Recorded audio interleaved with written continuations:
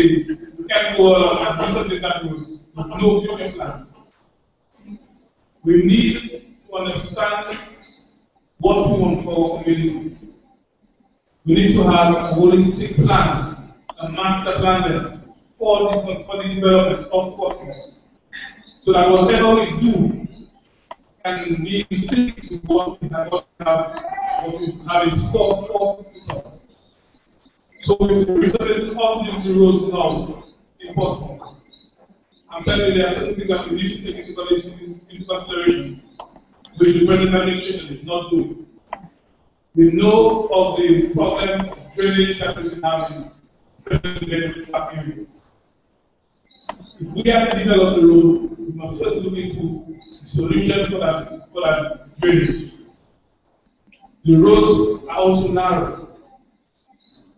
We can amplify the width of the road to accommodate better movement of traffic, while at the same time alleviating that water problem we have. It's a matter of studying what we have and what we want to do. At the moment, I will pause to acknowledge the president that are presented, because we have Mr. Claudia Sanford, the Cardinal Secretary.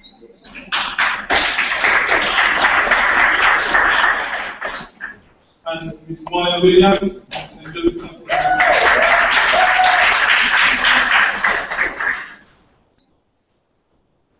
so my friends, if I have to continue, I'll tell you, in terms of infrastructure development, we cannot continue going along the path that we are seeing the present administration is following. Another example is the public convenience in Portsmouth.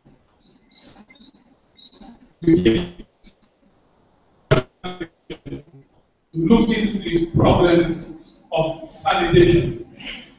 We have a town that is one of the prime areas for tourism, and when the tourists walk our streets, they do not even have a facility to ease up themselves. After nagging at this present administration for oil so long, they finally decided to put that public convenience. But again, without a plan. So if you look at the position of that public convenience, if we had a plan for the total development of Portsmouth, where you would have heard talks of the boardwalk, the development of the Portsmouth area, the development of the town itself, we will see that the location of that public convenience is right in the center of the road, leaving Linton, leaving Benjamin's Park, from Linton to the Dominica. We cannot continue along that path, because at the end of it, we will be going around in circles. This is why you, especially the younger ones, you need to stand up now, be part of that planning process, be part of the development of our town. Okay? It depends on you and me, and it's time now that we take a stand. In terms of representation, my folks, ever since politics got in Dominica, we of the Portsmouth constituency have been loyal to one political party. Yet still, we cannot sit there and say that we have been getting representation at its fullest. If we continue along the path that our forefathers have followed, we will continue to be reaping the same results of no or very little representation at the national level. We have to look at it from a broad perspective and not look at friends or those that are close to you, or even those that will tend to pinpoint fingers at you, try to get at you, nab you and tell you, boy, you will not have a team. That team not going and win. It is not a team and a football team that you go to the stadium and look at a football match and you look at a team for you win. You have to put yourself, your plans, the plans for your future, the plans for your family, you have to put that first in making a decision. So in terms of representation, we have to look at what we are getting, look at what we have gotten in the past, and look at what we want to get, make a decision. In terms of tourism, Portsmouth is a strategic location for the development of the entire country. In terms of tourism, if we look at our shelter harbour, the principal bay, we have all that it takes to improve the tourism industry. We have our local sites in the vicinity of Portsmouth. All these are areas that we need to capitalize on and improve them to sell Portsmouth as a bigger and better tourism product.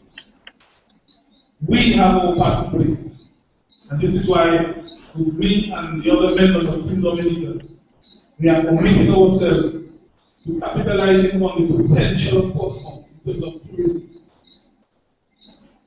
We have to continue in culture and art, my friends.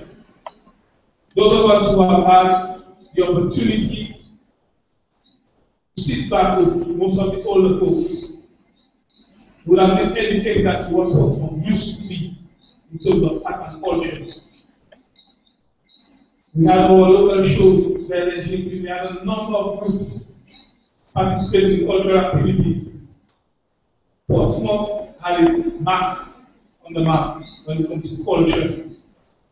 Today, we hear Creole Day is coming, and you can have this year's show, a well-organized show going on at our schools. We used to have the Arabic cinema. It's a family business. And yet the family could not find it fitting to maintain that business so that the total town could benefit.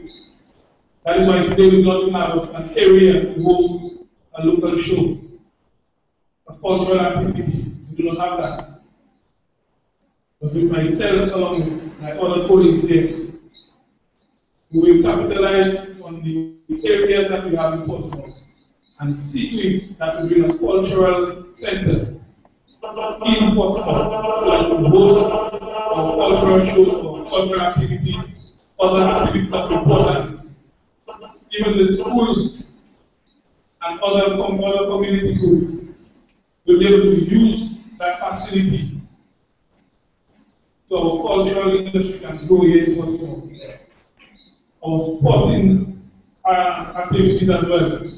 We have been hearing talks of lighting of the Benjamin Spa.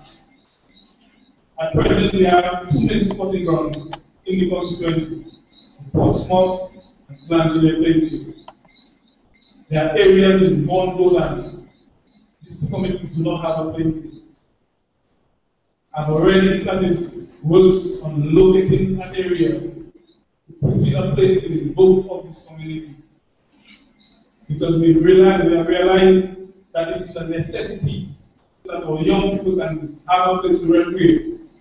And hence, ease the level of frustration, get them off the streets. We have produced great sportsmen and women here from Portsmouth. They are those that have served on Olympic team, Olympic committee. And we know the potential that we will here in Portsmouth.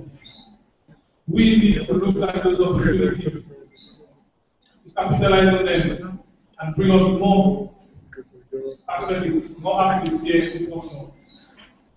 Our Benjamin Spa will not realize it.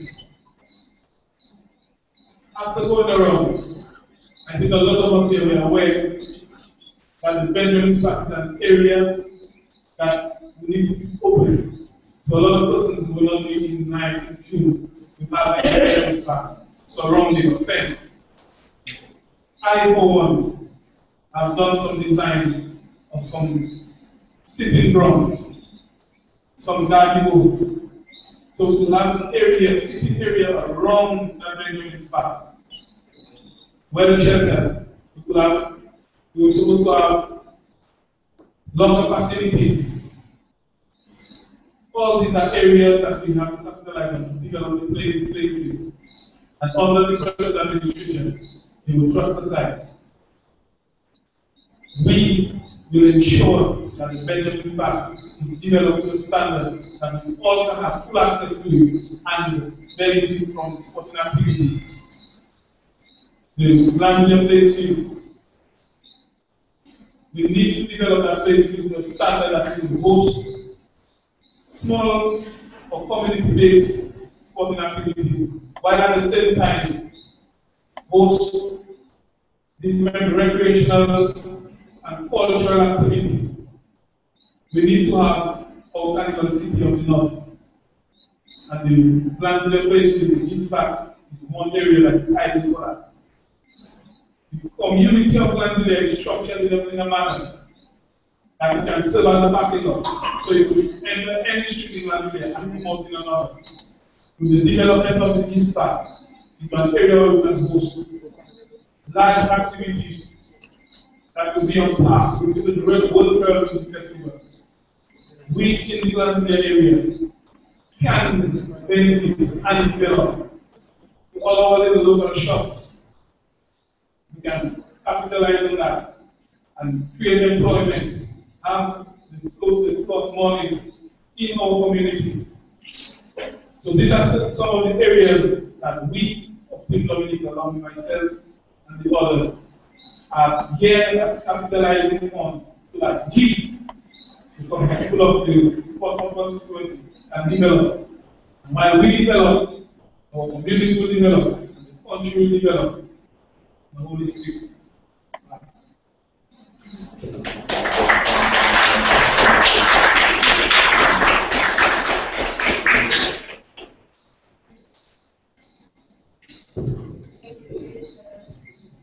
Thank you, President Linton. So I'd like to welcome our next speaker, Mrs. Moran.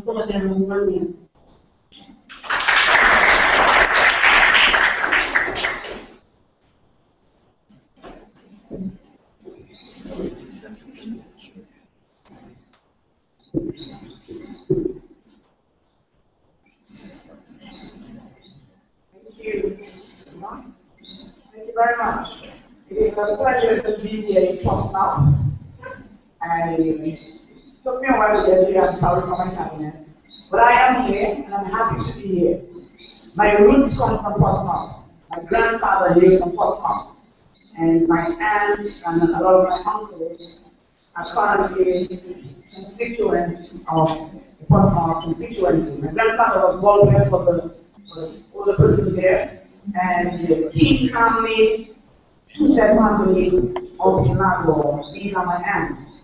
So those of you who Leroy and Lisa and all the others, these are my family. So I hail from Portsmouth, I have roots there. And as much as we would like to see the St. Joseph constituency and the rest of Dominica develop, it is my wish to see the Portsmouth area develop as well. I spent some time in Portsmouth right after I finished school back in 2000 and 2001. And this was not the Portsmouth as it is today. And in an era where you see people doing better, I see ministers of government of this country, they were not doing better. You would think that every community would do just as well as everybody else, because it seems that Dominica is doing better. But Portsmouth declined instead of getting better. And I'm from the outside looking in.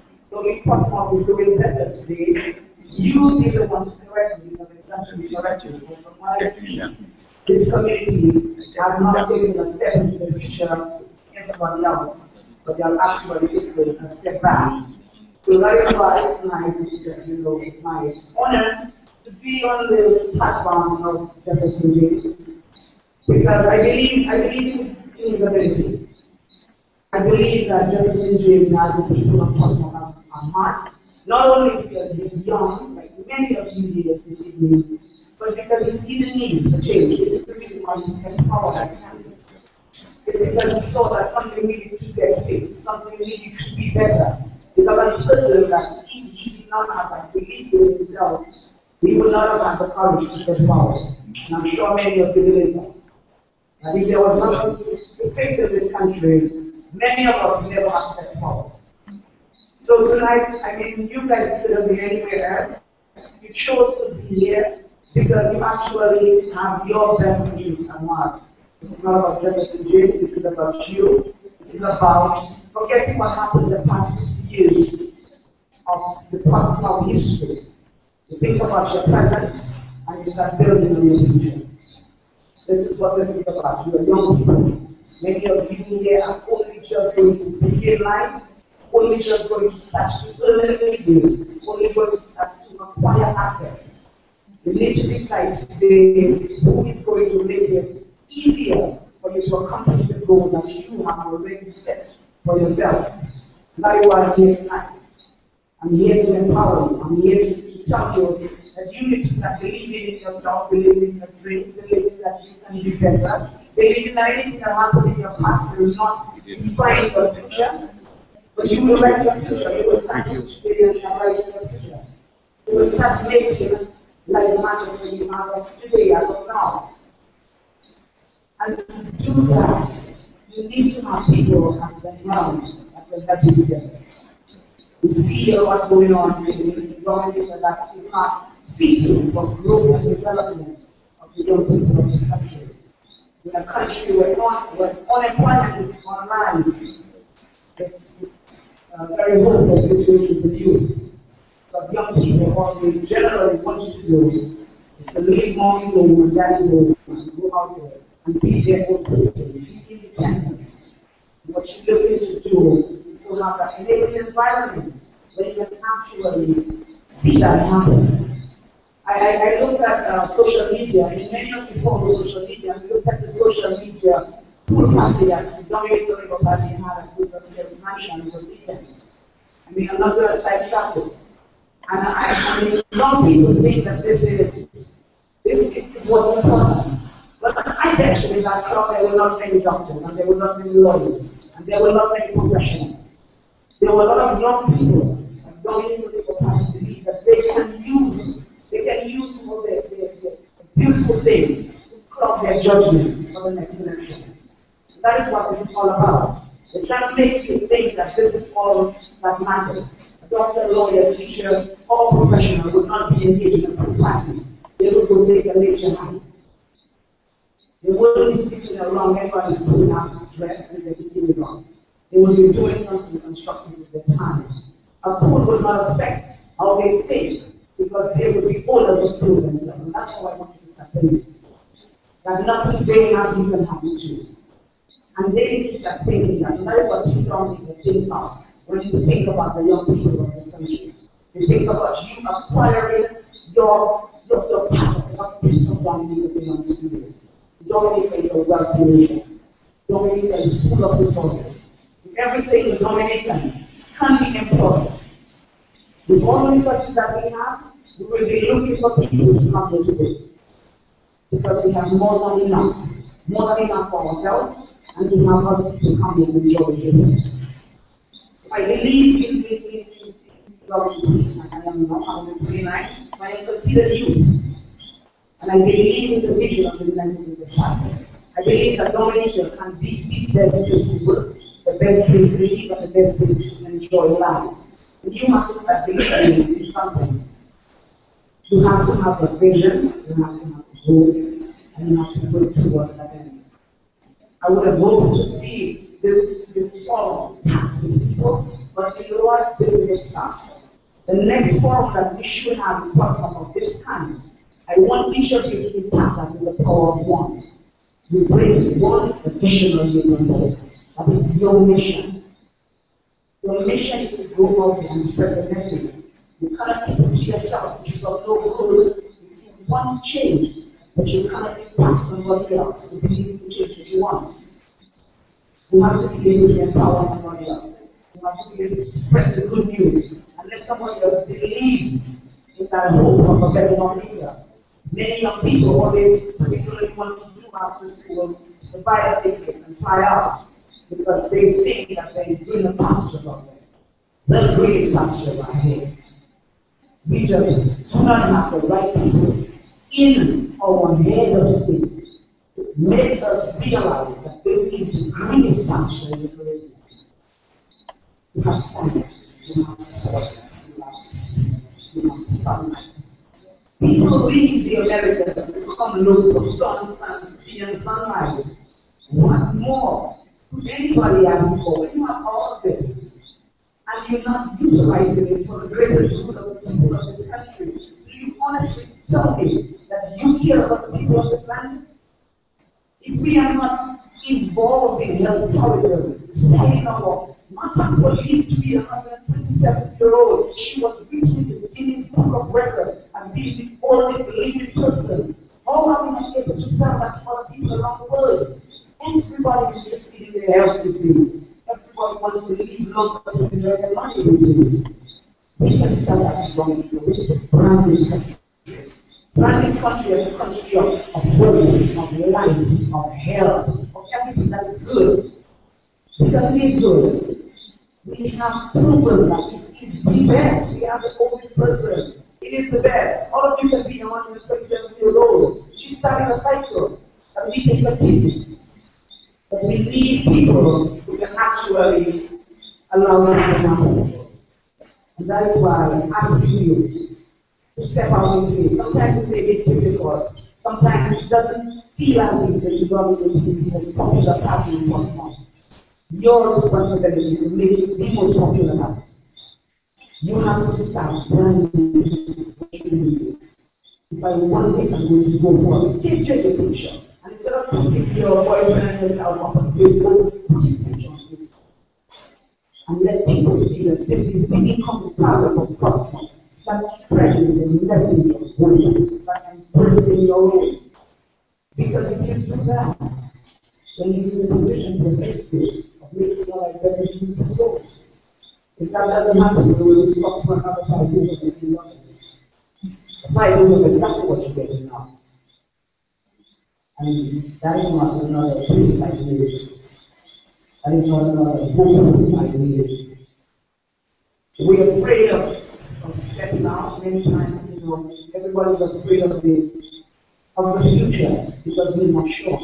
But as much as I'm not sure that I'm going to get back home tonight when I leave here, everything else in life is uncertain. But I will be here, I will pray when I leave that Lord, I've got that vehicle, and I hope to get home. And by God's grace I will. And that is what you have to start to do. Step out in faith. Start believing that better can come, that better will come, and it will start with you. You can make it happen. Sometimes we do not understand the power that we have inside us.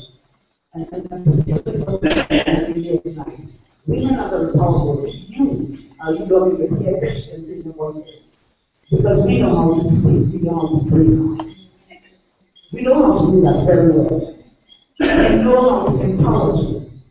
We know how, because many of you are others, you know how to care very, very, very well. And when you have something that you set out to do, you always get accomplished. So because you have a mission. You have a mission to go out there, and the fearful men will not. How many men can actually go to Lagos? I don't think much men can go to Lagos because it's painful. Before the first, if they get the first contraction, that's it. They say, just take it off, I won't pay. Take it out. But you can get close. And you have to start doing this. You have to help you. You could be his mother, you could be his sister, you could be your son. Your son, that's what you see him. You see him as your son in the future. You see him as your husband, as your brother. You see that you need to empower him to be a better person for himself, for this community, for your greater good. Some people who have a mission to accomplish. The mission is to get the Dominica party out of office.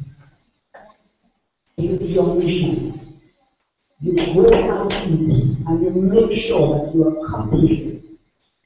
And when you accomplish it, imagine how you're going to feel that day when they declare the Portsmouth City and Jefferson James for the United States.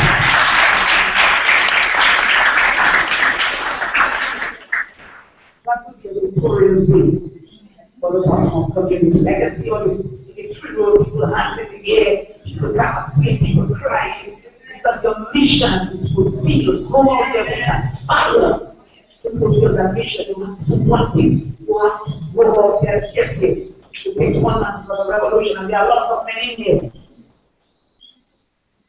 Lots of men and women. You can do this. You have to believe it. And if you believe it, you can definitely achieve it. So tonight I leave you with this. I urge you to go out there and make this happen. We want to create this election. The young people are going to create history in Dominica's politics. They're not going to say JJ did it. They're going to say the people of Portsmouth voted the Labour Party. You don't have to start doing that. You don't have to start doing it. You have to start moving for it. When you get up every day, empower somebody to become a supporter of the movement change. United Women's Party as a vision, and this is where it starts. We give you 5,000 new jobs in the first 3 years. They say it's impossible. We believe it's possible. We will make it happen because we believe it. I believe that you can make this happen, and it will happen. I work, I started as well, I have my family up here, and I work with them. You work with your family. Each of you work with your friends. It's not the ripple effect that will change the circumstances. God bless you, people of Portsmouth, young people. I pray that you guys will go out there with vigor and fire and bring on that Portsmouth state. Because I'm taking this and you this.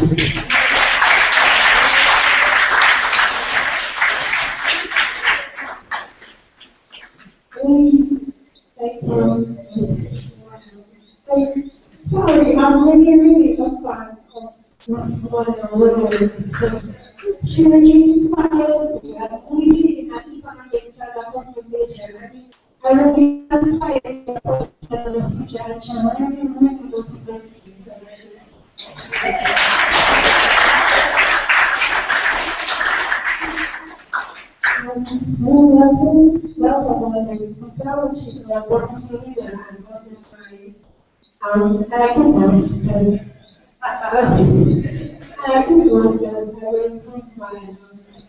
my lecture, medical lecture, and we were talking about the experiment that was done.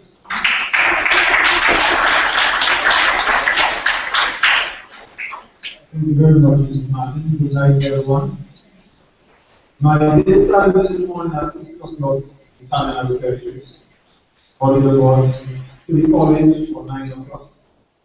Between 9 and 2, I was advising a number of students as to their details at the college. And then after 2, that's lunch, then we got the office. And again, continued meeting with national trying to put things in place that the young people of the country in the legal party is bringing victory to the development state government. And then from Roseau, after 6 minutes to 7, this is my way of here to speak to another group of young people. Education is government is going forward on the development state government.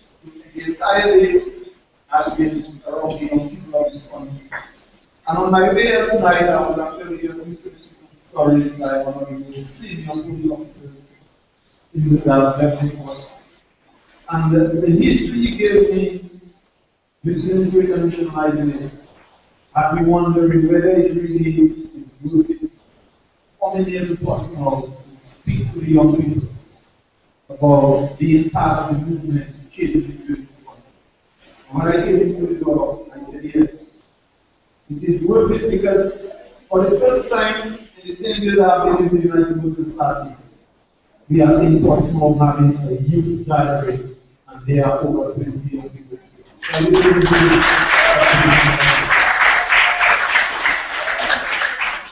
So I say that to let you know that the change that we desire in the country, and especially in Portsmouth, we don't have an overnight with a big blast of energy.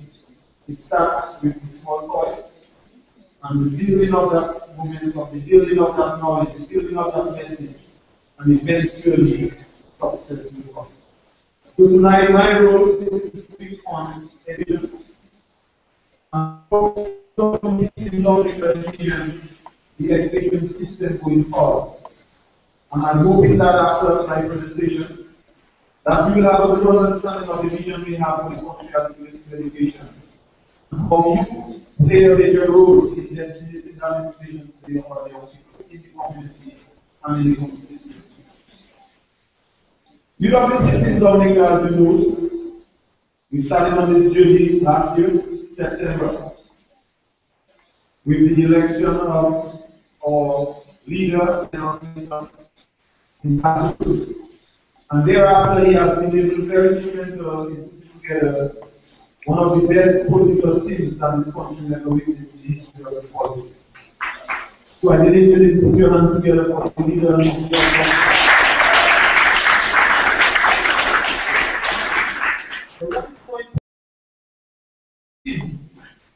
That it brings together the competencies in all fields. And you will hear us on several occasions speak to the competence of our team, from engineers to economists to educationists to culturists, the whole IT and everything. So what does that do? This combination of competence, experience, from Better Dominica has shaped our vision, which is to make Dominica a better place to work, a better place to live, and a better place to enjoy life. Now, to get to that ultimate goal of making Dominica the best place to work, to live, and enjoy life, there must be planning at all levels, at all sectors. And that is the importance of an education system. To prepare the young minds, to train the labor force, to be efficient, to be effective, and to make the best use of the limited resources that we have in country. And our vision for the education system in Dominica is to link our education planning department to the needs of our economy. And I will explain what that means.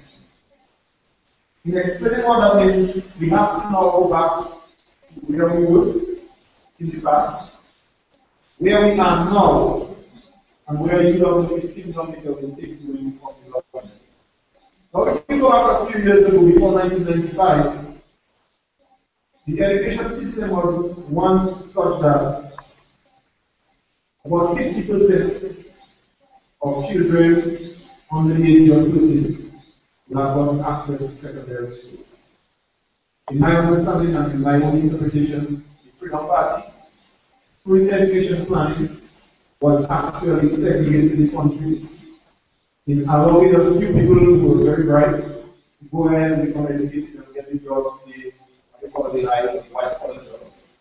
And technically or systematically keeping some behind to the agriculture and the economic growth. It was not articulated, but the way the system was set up, that's what it actually did. When UWP took power in 1995 with Honorable Ron as Minister of Education, he came with that vision that you can still be educated and you can still be a farmer. You could still have a college education, you could still be a mechanic. So why not allow everybody the same opportunity to go to the maximum height they can go in education achievement and then choose their career path? And I saw that vision. I was back then teaching at the Portsmouth secondary education. I worked at the primary school, so I was able to study the education system in that perspective. And I saw the vision in one of the Lord's way. But they started the process in a very calculated manner. By around first 63%, then they move on to 90%, 4% entrance. And as they go along, they check and balances and corrections that will correct the system. So that when we get to 100% entrance into the secondary school, the supporting mechanism for those schools will be in place. Vocational skills section of the secondary schools will have been in place. The number of classrooms available will have been in place. That's why they started construction of the Portsmouth secondary, the Granby secondary. We also extended the Portsmouth secondary, and that grand vision for the St. Andrews High School, comprehensive school, which will have accommodated the tertiary level education, which I will get into while I started. When you sit and you understand that systematic planning of a team back then that was very young, they were just less than 5 years on political city, was formed in 1988, formed in 1985. You were able to see a progressive society with good planning along the education system Because if you would have known, for those of you, the institution in Londonderry was planned in such a way that it would accommodate the tourism segment, hospitality segment of trading for the country. And it was located in the north, and we will hear this about the potential of Portsmouth as the tourism industry. And again, UWP back then had the vision that they already put things in planning so that the people of the north, that entire north belt all the way from the passengers, way back to Portsmouth, would have made it easier for the passengers, especially trading along the field of tourism and agriculture. That was the case. Unfortunately, the people of Dominica still didn't buy into that vision. They were taken by the propaganda and the machinery of the Labour Party, and they did not continue with that vision but stalled along the way. So that is where we were. Where we are now is a situation where a comprehending totally the plan of moving to 100% secondary education. The Labour Party, how they call it, fast forward in the process. And by 2000, we had 100% access to secondary education. So what does that mean? Those of you here who are knowledgeable of the secondary school system, as we speak, there is 35% repetition rate across the board. And the drop-off rate has moved from about 5% to about 9% at secondary school.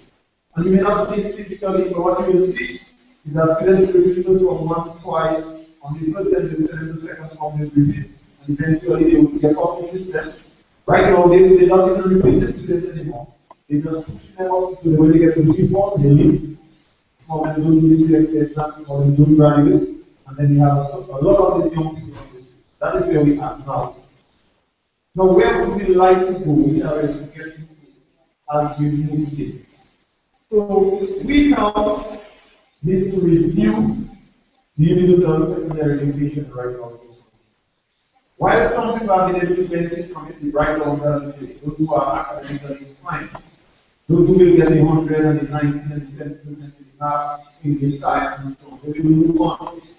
For those who are challenged and may not be as academically inclined, but more creative in their thinking and more artistic in their expression, we will suffer along that journey. And we will lose many of the talents along the secondary. So we need to review that. And we need to review that so that we can inspire the creative minds of our country. Nowadays, we listen to the music that we produce and make a comparison to the music that we produce in the 70s. I would say it is not a cheap.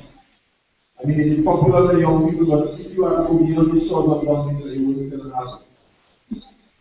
The Triple K and the CK, more Triple K than CK will not sell an album beyond Dominica.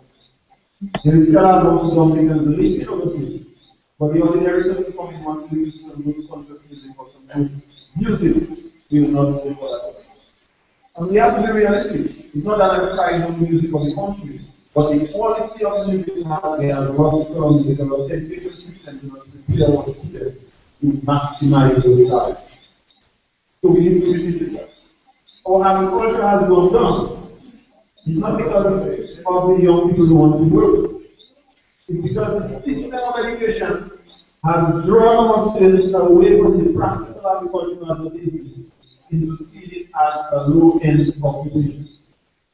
And I was happy this morning when a student I instructed or gave the direction to continue studying economics said that when he leaves school, he's going to look for 5 acres of land to start his business in agriculture with knowledge of economics. And for me, that was happening. Because it felt that in Dominica, the whole concept of demand and supply is not understandable in agriculture. If you can apply that in agriculture, agriculture will make a lot of money. I was so impressed with this analysis. So, our education system, the universal education system has to be reviewed. We include more of the vocational skills and the artistic or the creative arts of our country. So that way, the students who are not so academically inclined will get an opportunity to experience success in what they have talent to do. Music, the culture, sports, and the other educational field in the country. Now, this would be a first step in aligning an education planning system to an economic system. Now, with Dominica, we have various sectors of the economy. We have tourism, we have agriculture, we have construction, and we have small manufacturing, all the other sectors of the economy. If we do not train our people adequately to be productive in those sectors, what we will find is what we have at the college now, I can speak to it. We have 80% of the college population enrolled in doing majors in business administration. Whereas you have 17 students out of a population of 1,000, almost 2,000 students who be doing agriculture. And then you have 36 students going into tourism and hospitality management. And that will be your tertiary education. We have about 6 or 7 doing mechanical engineering, 6 or 7 doing electrical engineering, and then a few others will go into the accounting majors and the. Now, when you look at this, and you look at the breakdown of the economy of the country, where you have tourism being the main pillar, you have agriculture falling second, and when you look at corporate tax, for example, you see very, very little revenue being generated. We ask yourself, why do you consider that 80% of the students will use this money when you see the Chinese coming and they're going to allow. So we have a mismatch. So education plan should be linked in that regard. And how are we going to do that? As I said, the first stage is to revisit the university for secondary education, cater for greater skill training, and at the same time, we are going to make tertiary education more accessible and of a higher quality. Now, when I say accessible, we already have a plan in progress with the extension of the St. Andrews High School. But that didn't happen. So we need to go back to that and see how we can extend the state college and make it available to students in Portsmouth who are not able to go all the way to those who are compatible. We have to find a way around that. And how can we find a way around that? We have to use the availability of technology. Almost everybody has the internet at their home. If they don't, their neighbor or their family member, their cousin, they have it. So we need to take the education from being a physical location in a classroom like this to an area using the technology where students can stay at home to do the basic positive multitasking. And that is not perfect. It is possible. And it is possible to meet the United Workers Party because, as I said, the tip is of a range of competencies and experience, and we do not discriminate. We believe in building a society based on merit, based on passion and ability. So we will find the right people who not the political side to do the job that will take the country forward. We believe in that. Now, making the education of a higher quality is one in which we speak about the two things that we need in this country. We have to have the balls, if you want to call it, or the guts, to say that we're going to identify some of our more brilliant students and ensure that the sciences and the labs and the college for the sciences are up to date. That we can get, when we get the biology students and the chemistry students studying chemistry, they can compete with students around the world. We want when we get our math students doing maths and physics and doing engineering, they can compete with some of the best students in the world. And as such, take opportunities for further education outside of Dominica to greater level. So, ladies and gentlemen, our plan for education, as I said earlier, for tertiary education, making it more accessible is making it available on merit. And I speak here of my particular constituency. I don't know for Portsmouth. The DJ can tell us. But in my constituency, there are students who got grade 1s and 2s in CXC exam. I'm sitting at their home cannot go to college because their parents support for their son.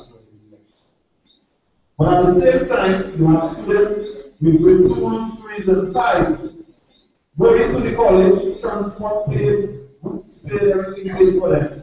And they are just wasting time at the college because their parents supported the program. That's a fact.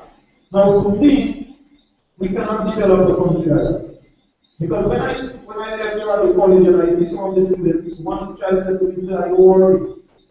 It's not me that pays, it's not my parents, it's the government."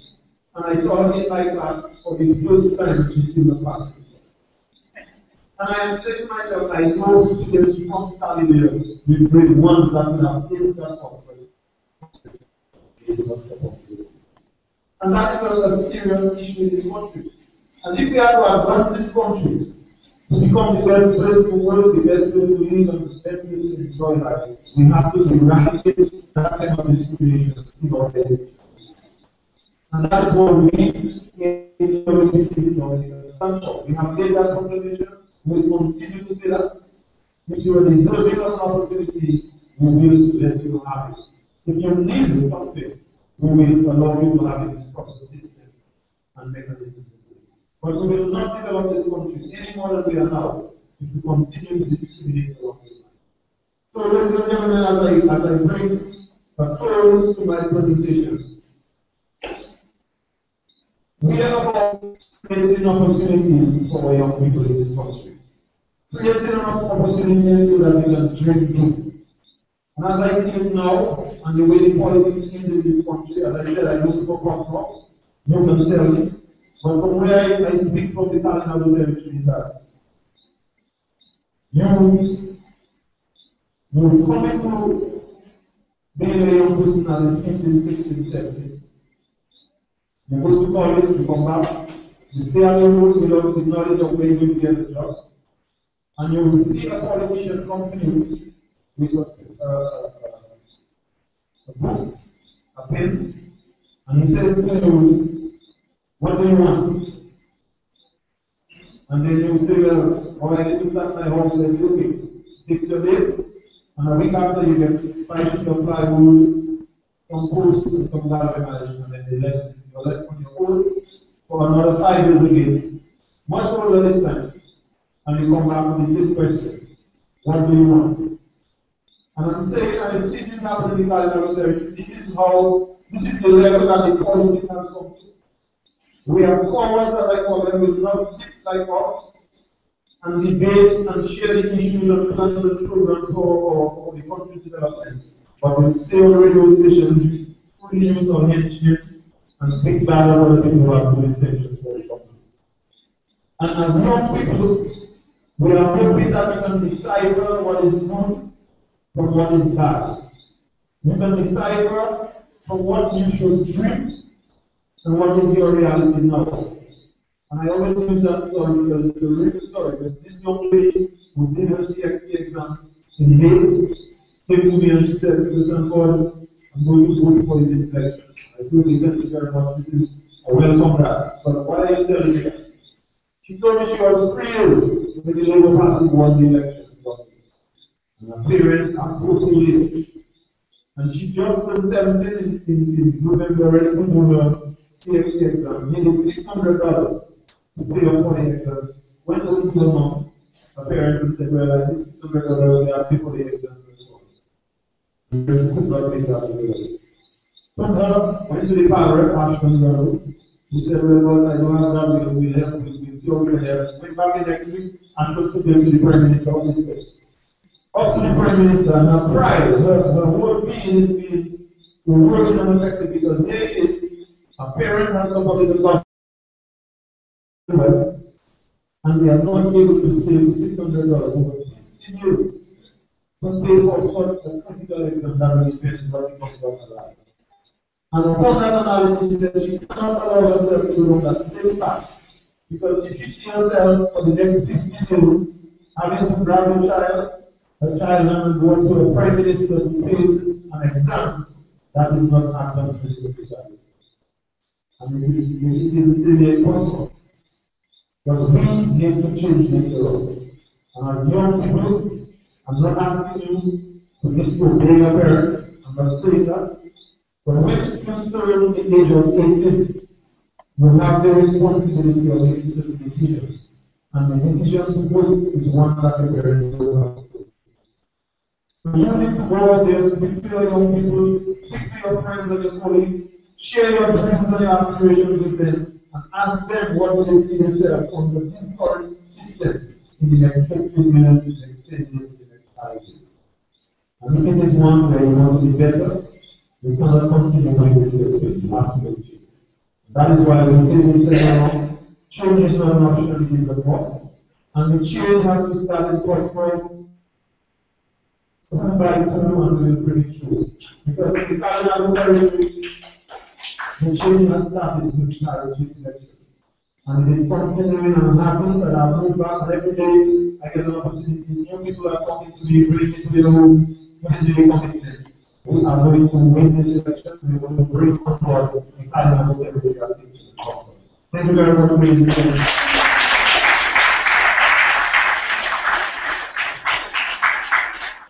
Thank you.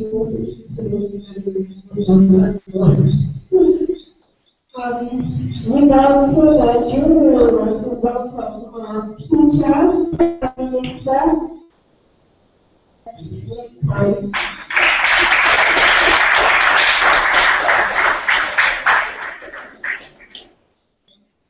you very much. Very good evening to you. It's a joy and honor to be here. And I made it a point of duty to be here tonight because my understanding is that the young people of Portsmouth want to know what is it United Movers Party 2010. I want to start the conversation with vision. Our vision is to make Dominica the best place to live, the best place to work, and the best place to live your life. In our vision for Dominica, people are not just living, they are working. People are not just living and working, they are enjoying life in a nature as in paradise. That's important. We have another political party in Dominica currently occupying government. And I have not heard much from that political party about vision, except that they want to see a graduate in every household in Dominica. You heard that? You heard that vision? A graduate in every household? They didn't tell you they want a graduate who is working in every household. They just want a graduate in every household.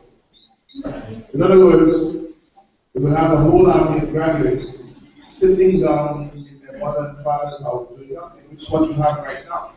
What we're developing is a lot of qualified people in Dominica who have nothing to do. Whether they leave the state college, whether they go overseas to university and come back, they have nothing to do. It was wonderful listening to Gloria Sanders outlining the vision in terms of education. Because if you follow Gloria Sanders properly and you understand what is happening in Dominica, what you see is a huge disconnect between what we're doing in education and what is happening in the real world of work in Dominica. The majority of young people want to work in business, want to run business, want to manage business, but there are fewer and fewer businesses available for them to work in, for them to lead or them to manage. And more than that, the resourcefulness for them to get into their own business, the environment for them to get into their own business is not right. So we keep churning out from state college these capable people in the business environment, in the disciplines of business, accounting, marketing, etc. But there is nothing for them to do. What do we have to do about it? Where should we start? The engines of growth of this economy are very clear. The government in its budget of 2014 identified them, main ones as agriculture, tourism, manufacturing, construction. 4. We go further than that, we have about 10 growth in the economy we must pay attention to.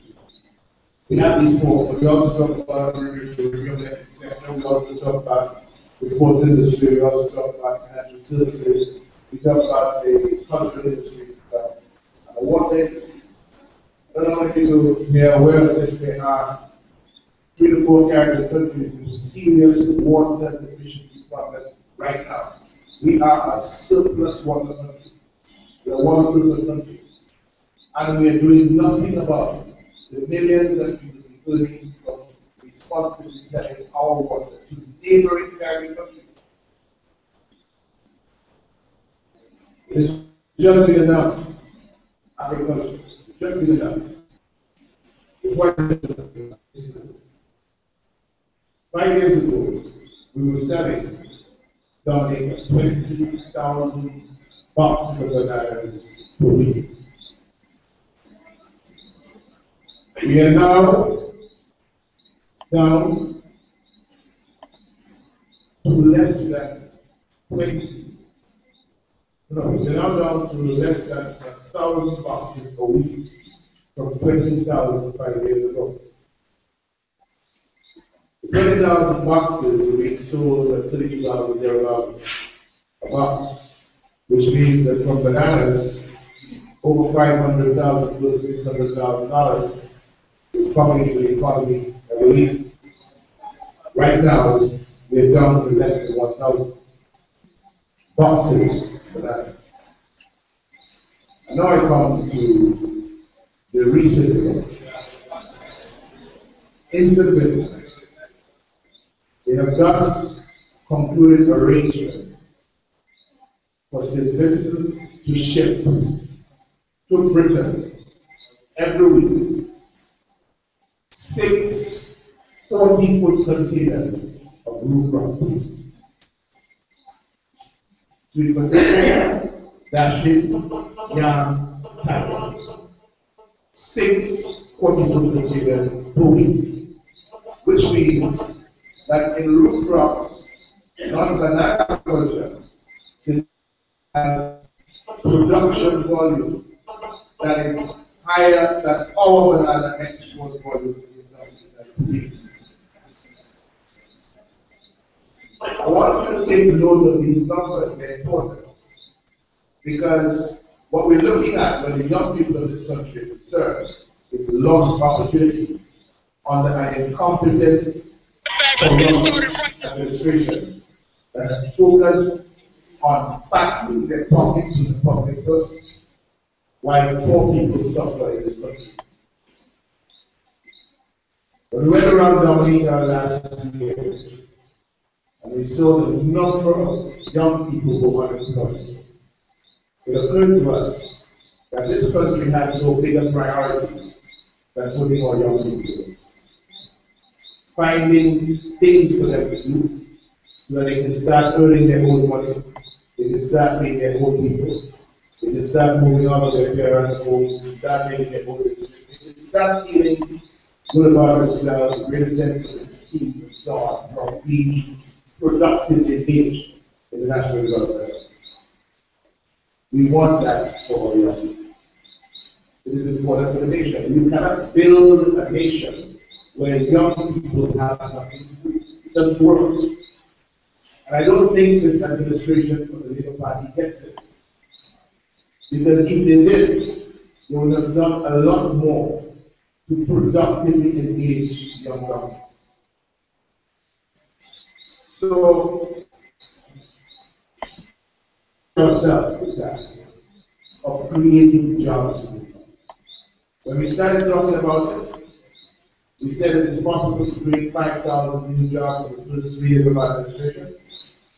The first thing we said, it cannot be done. We said, who asked you any question? You were there for 14 years, you have not done it. We said it can be done now. We're not asking you to do it. Why are you answering the question? You asking the question. You are a cannot party. You have deep vision. And all the things that Dominica hates from you is what Dominica cannot do. You have beaten our young people into a lack of belief in themselves. They no longer think it's possible to have a job in Dominica because of how long they have waited vain for opportunities to come their way. And for the people who are 4 and 5 years, 6 years, when this administration came into office, all they have known is this administration. An administration that tells them nothing but what you see, nothing but the mediocrity that they've accomplished is good enough for Dominica. And not do anything better than that. And part of our responsibility to the plan for the future of young people is to restore confidence and self-belief in the young people. Young people have to start believing once again that they are capable of great things. They are capable of managing their own affairs. They are capable of being their own people. But while we are talking that language to them, they are being invited to come in droves to the refuge, to line up. And because the lines are getting longer and longer, they can get refreshments as they stand in line. Some people want to work. They want their own money. They don't want to be beggars. And we don't want them to be beggars. That is why our plan is so much different from the city administration. So we looked at the economy, we looked at growth and we looked at agriculture and how agriculture can be transformed, what it is today. And I mentioned this in this example to show you that other islands next door to us are moving on, not because they are more blessed than us in terms of being able to grow produce, trade, but because we're basically lazy and neglectful of our responsibility. And this government does not want to do anything that will allow the ordinary people of this country to be independent, that will allow the ordinary people of this country to grow out of the poverty trap. They want you poor and they want you dependent, so you will be enslaved to their will and you will continue to go to labor because you fed labor. Fed labor is only the story of Portsmouth and the people in this part of the country. That is changing, and that has to change. Because you can be labor all you want. If you don't break ranks with this government, this Labour Party government will lose this year. It doesn't get simpler than that. So the plan to create 5,000 jobs is very important to us in the first 3 years. And we have said, for example, we will treat agriculture differently from how this government is going about. Where we are right now, we need to open up new acreages in the traditional crops that we've been successful in, like bananas, like plantains, like cashews and so on. We have to focus on our root crops in a much bigger way to see the successes in business driving that. But what apart from opening up new acreages and building back production volumes in traditional crops through using the smart approach where we get the on-farm technology right and open up the farm access roads and so on. We provide the mechanisms for the farmers' produce to be purchased.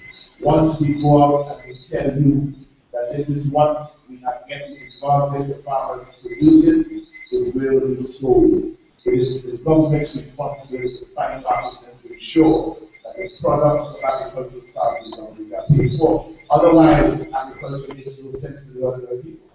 You have to guarantee sale for what the farmers are able to produce. That we have agreed we can grow for local consumption and everything else is. But not apart from these traditional crops, we will get involved in a bigger way in the essential oil industry. We have great capabilities in bee oil and patchouli and vetiver and lemongrass. Some important work that's been done with partners overseas on building the capability there. So you will see a lot of farmers around Dominica, especially in the southeast, earning more money from the trade in essential oils. We also have the herbs and spices industry that has not been untouched. We have herbs here that can play a significant role in the wellness market around the world. The thinking has not been present in this government, and so we pass on the side of the road, and to somebody who knows the herbs, looking at a treasure chest. But they're sitting there with nothing. They come from other parts of the world and not as fertile as us, and we meet them in the spas and the massage parlors around the world and the wellness joints where people go to get better. The medicinal plants. We can grow them. The government has paid absolutely no attention to that. Matthew Waters sat as Minister of Agriculture since 2007. It's 7 years now. He has picked up a paycheck from us, the taxpayers of this country, every month. And all he's done is find excuses why things cannot be done. And in our approach to agriculture, where we will be opening up markets, where we will be building back production volume, both in the building back production volume in traditional areas, and opening up new volume production now in new areas, new exciting areas where you have high value products from agriculture that are earning a decent place in global trade. For example, coconut oil. Years ago, we heard of coconut oil having cholesterol and nothing good for the health. But right now, it's on the top 10 list of food worldwide.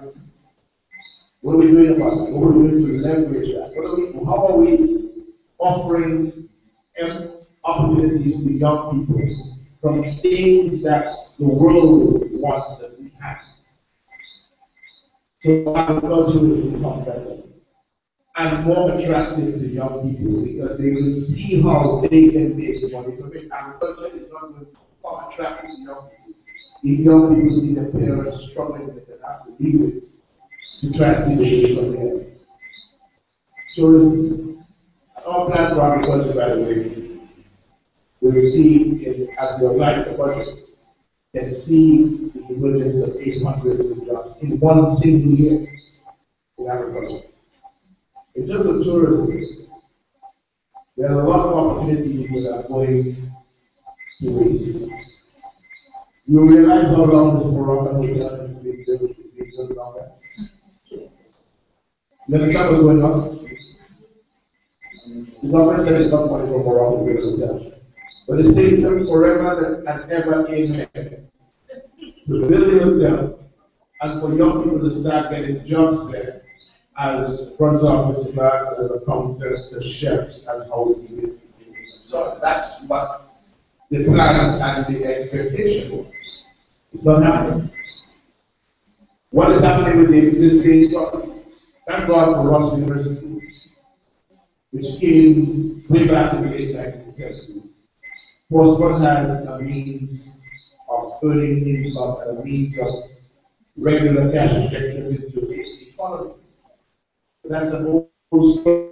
And what you've seen in recent times, rather than build on the successes that Ross has allowed Portsmouth to enjoy, the ministers of government themselves have gotten involved in holding their own little rooms and making sure that they are 100% occupied from the very same Ross students.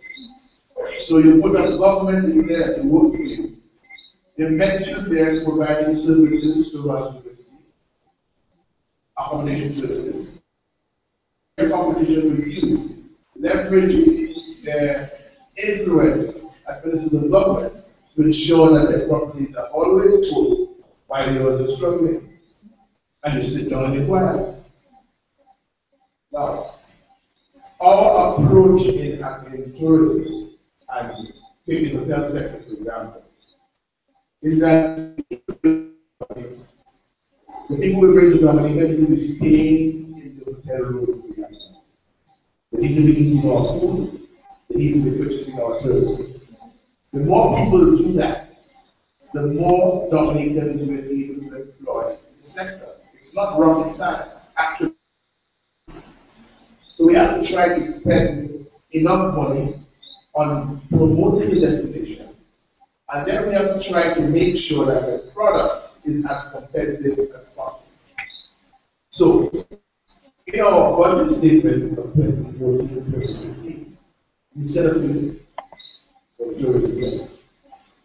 We will double the destination marketing fund. Instead of spending 4 million, we will spend 8 to 10 million on destination to attract more visitors. We reduce the VAT on hotel operations by half in some cases 10, in some cases 15. We will bring it down back across the board to 7.5%. That will be more competitive. That will allow it to offer better prices to trade. That will allow it to have a more competitive product that fills more rooms. Occupancy in the hotels across the country is a critical issue for us. That is where our focus is. Higher occupancy levels.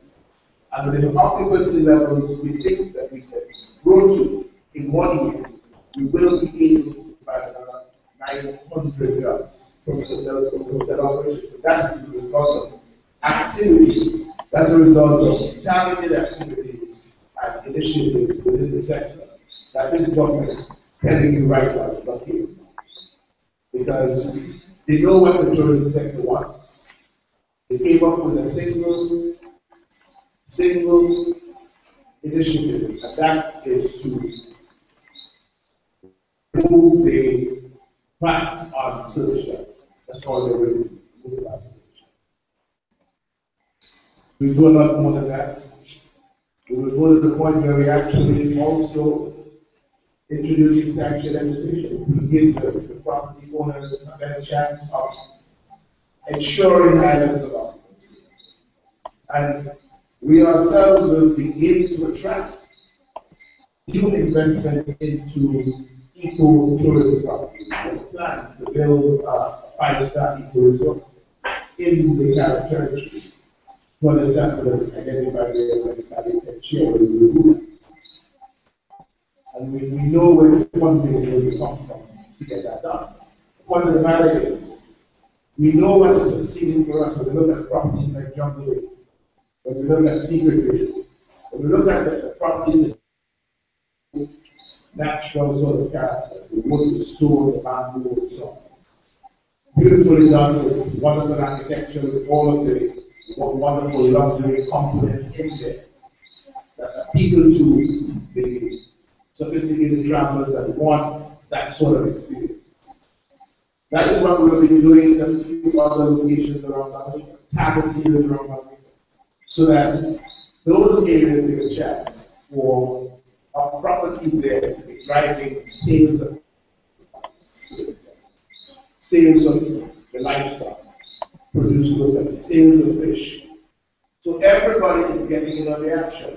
It is the rising tide that's going to lift all boats.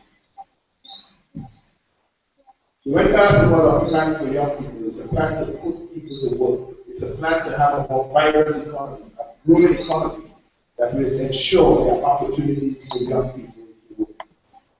And in tourism, our plan will, we think, bring 900 new jobs to the sector in 1 year. So 900 and 8, we are already up to 1,700 jobs in 2 sectors. And there's another sector that we're going to pay great attention to, that's the construction sector. Young people will be finding jobs. They want to start thinking about going to their homes. What can we do for them? What can government do that? Well, we will be eliminating these taxes on construction materials. What will that do? It will make the cost of construction cheap. It will make it easier for you to be able to go there alone and build it up. It will be easier for somebody else to build a house and have it available for you to buy. You will build a housing market, but apart from helping those who can't help themselves with the right kind of housing. We will develop a housing market where those who have jobs and who would like to own their own homes can do so as easily as they can own their own house. That's coming from what? Thinking about what is good for Dominica and what we want for people, as opposed to sitting down thinking about what's good for the people in the government, which is all losers care and all. And what is good for them? A struggling, poor, suffering people that have to come and beg. What is good for us? The best interest of the people, their independence, the freedom of their human spirit, their ability to make their own decisions, think their own thoughts. So in construction, when we have a new wave of activity coming from the reduction of the construction costs, because of the building, we will have more activity, so more capitalists can be employed, more masons, more architects, more engineers can be employed, more plumbers can be employed. And we can see the emergence in 100 jobs. So 9 plus 8, 17 plus another 8, 2,500 jobs, sector growth. It is the thing that is missing. Every time we talk about growing the economy, they tell us, well, what growing economy are you talking about? This economy cannot grow. Everybody else, every other economy can grow, but the advisors to the government who are receiving $10,000 and $12,000 and $14,000 a month are telling us this economy can do no better than grow by half a percentage point for every year for the last 5 years. But they want to be engaged for another 5 years to grow our economy by 0.5% every year. And to tell you, United Municipality Dominica cannot create the environment in which the economy. We say we can do it. We know how it is going to be done. We have the competence and capabilities on our team to get it done, and we will do it in the public interest of government. That is why we say that if you don't change the government, nothing of what we talk about is possible for Dominica or for the people of Portsmouth. Look at Portsmouth. 2007, the government had a minister of tourism between 2005 and 2007 called Ms. Ibonasi. So the government people of Dominica minister for $1 per year. And part of his plan for development of tourism included a marina in Portsmouth. Now, a modern marina in Portsmouth will be important to the overall tourism product of Dominica, because this new yachting angle and dimension of the tourism product has to be developed. People ask us about it. There was talk about others with which I asked. People ask us didn't have a wrong about this business. Ian Douglas took over and has been receiving a check as Minister of Tourism for the last 7 years. And Ian Douglas is not a few. How Portsmouth can get the marina and so important for the evolution of the tourism product. But Ian Douglas is the representative. And Ian Douglas can do what he wants. He can sit down today and tell you that Rupert Skerritt is a deceptive man. He's like to talk bad about people. And, even though he had given his heart and his soul to this man, it's very bad for him because it's very good. And He said some very lasting things about him. That's what he had said. And if you are sitting on the table scared that you leave what you're doing back, schedules it back. That's Ian's representation of his prime minister, his leader of the party, the people of Dominica. But it doesn't matter what insult Ian has to endure on the scary, as the nephew of Rosie Douglas, as the son of Mike Douglas. Ian Douglas sucks up everything he gets from scary. The people of Portsmouth began. For how much longer? For how much longer is this going to be acceptable to you? And it is acceptable to the people who fed labor, so you'll get more labor. How is it acceptable to the young people of Dominica who cannot see a future with the continuity of that sort of politics? So, I came here tonight to make these observations. To tell you what has not worked, why we are where we are today, but also to tell you what our plans are.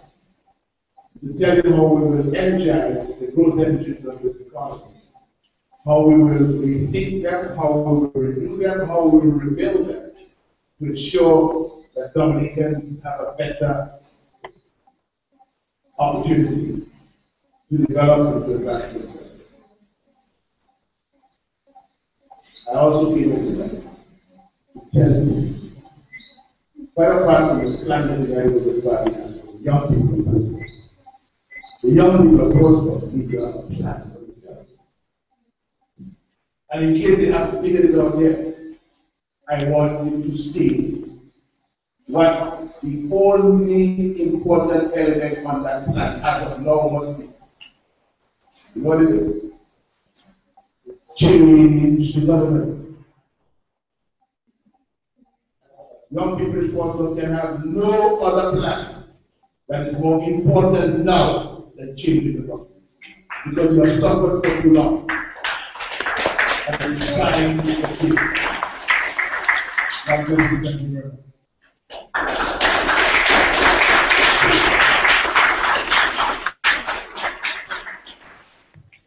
Thank you very much for this wonderful information. Right now, we want to open up the floor for questions. We don't want questions to just be something like you're sitting down, this is the other one.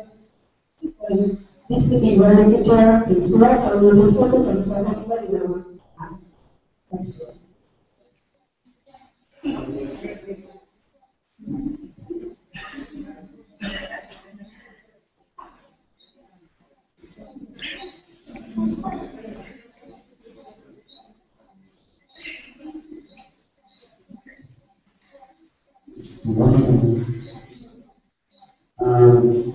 Anyone comment the water, that person is putting on his body something. If we get something forward, what would be the plans for the development of the town of Portsmouth and what would be the differently?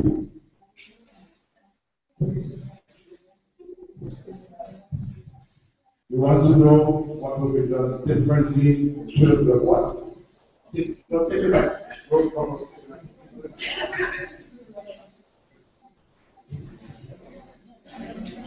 You want to know what will be done differently in terms of what? It would be the partners knowledge and everything. The town of Portsmouth. Developing the town of Portsmouth. Let me just say to you, as far as the development of the town of Portsmouth is concerned, there is no shortage of work that has gone into planning for the development of Portsmouth. The missing dimension is execution. A lot of bright people have focused on this over the years and they have put plans together for how Portsmouth can improve. What has not happened is the government has not paid attention to it. Last year when Jefferson James started talking about improving Portsmouth, and going to the specific studies that have been done for and the recommendations improving infrastructure and the overall feel of it. The government started to say, well, yes, we will do something about it. But it took Jefferson James to start talking about the opportunities that were going back for the government to now say in its budget, they will start doing something about Portsmouth. How are we different? I want to answer the question because you see, I don't know if you've been paying attention. Labour Party has been going around the country telling people that it doesn't matter who is put up to represent any constituency. That doesn't matter because the constituencies have been asked to vote for Ruth Skelly. So Ian Douglas in Portsmouth is a non-factor because he's just there in the head. The people of Portsmouth were not asked to vote for Ian Douglas, they were asked to vote for magician Ruth Skelly. The people all around the country have been asked to vote for this magician Ruth Skelly. And all these things have become so hot for him these days, he's now pouring water on his head.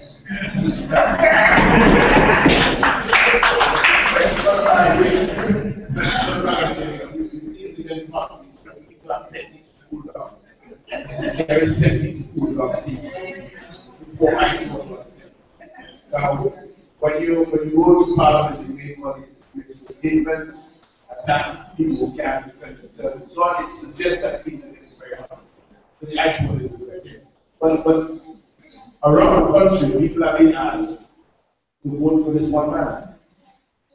We are saying to the people of Dominica, we want you to vote for constituency by constituency for a proper representative.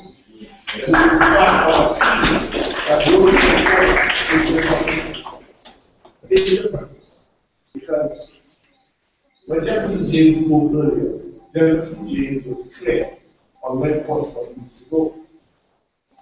Jefferson James' clarity on where Portsmouth needs to go into the infrastructure, the street, etc., is where we United Voters Party need not go. And so the team will work with him and you, the people of Portsmouth, to ensure that what Portsmouth wants, Portsmouth gets. For the development of Portsmouth, for the betterment of Portsmouth. That's what we do. Thank you.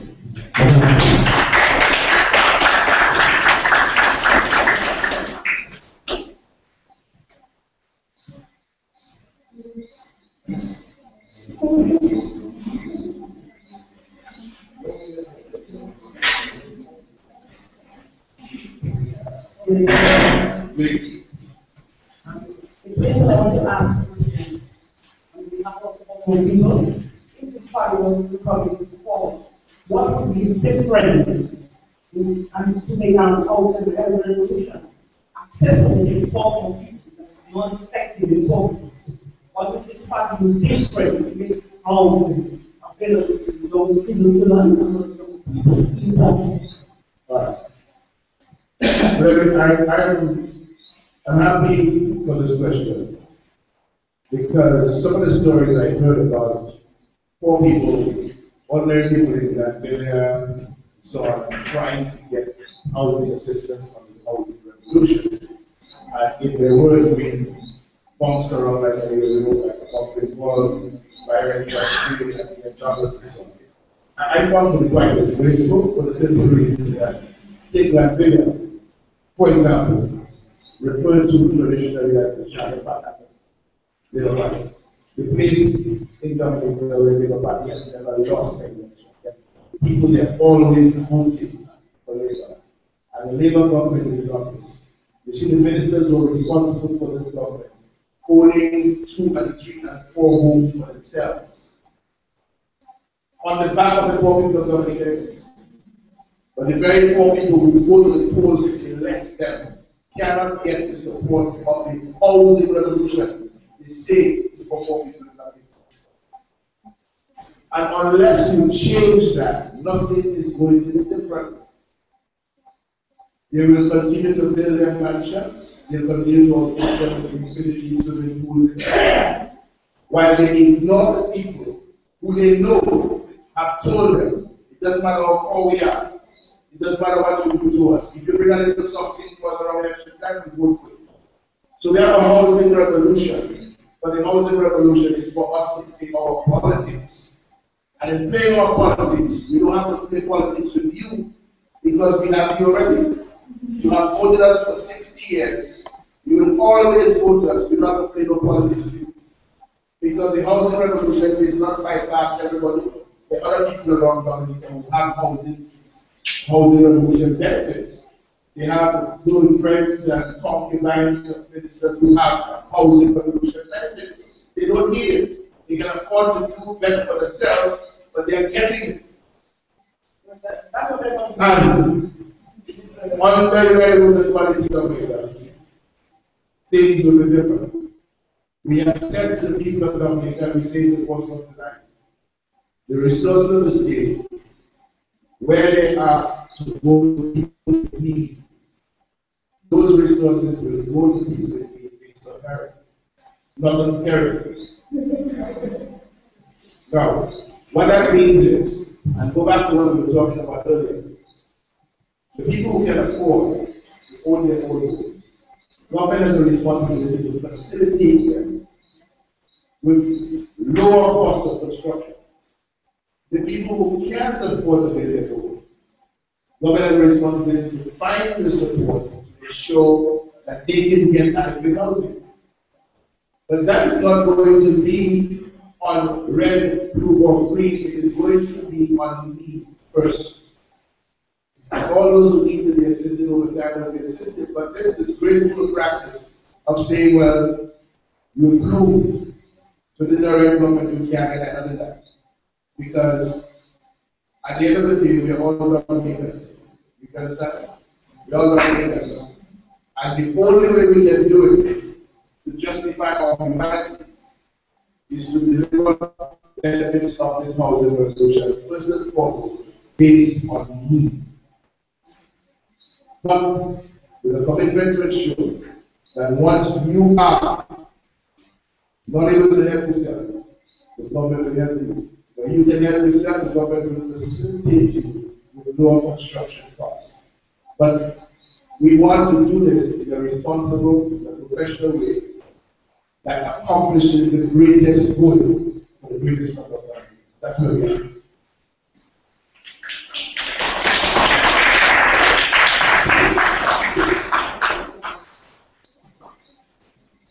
Let's go ahead. We here at Portsmouth, we are aware of the situation we have in terms of the occupation of the land for housing. We at Dominica, we intend to take the housing revolution away from the preparation and building of houses to the citizens and expand it to be making the land available for construction of the housing. Because we are all aware of the potential that the outskirts of Portsmouth have in terms of land. The Georgetown area is one example. We have covered, yet it is evident that persons in government find it best to acquire those lands for their personal benefit and for the benefits of those that are close to them. This has to stop. We must accept the fact that we here in Portsmouth need to get out of the present situation where we have 3 generations in one household. I've made the comparison with a number of other neighboring countries, Caribbean countries, where you will hardly find that in their society.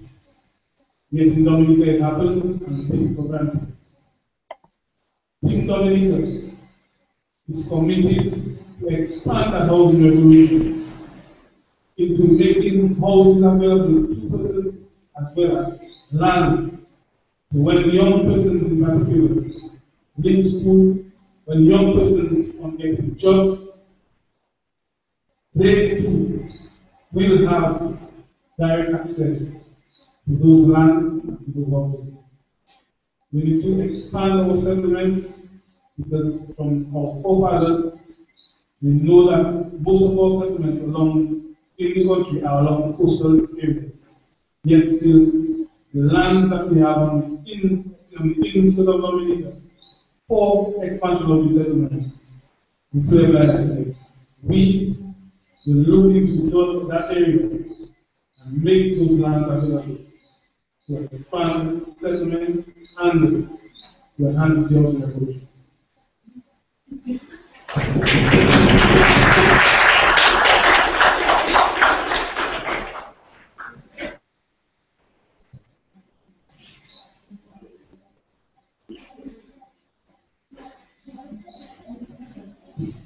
I have one question. Actually, it's two parts. What is the done for the healthcare centers in Portsmouth? Well, actually, the whole Dominica and the Caribbean, because they actually have one. Because going to the hospital is actually a waste of time. Some people have noticed it's very always maintained. There is never any medication needed. Painkillers,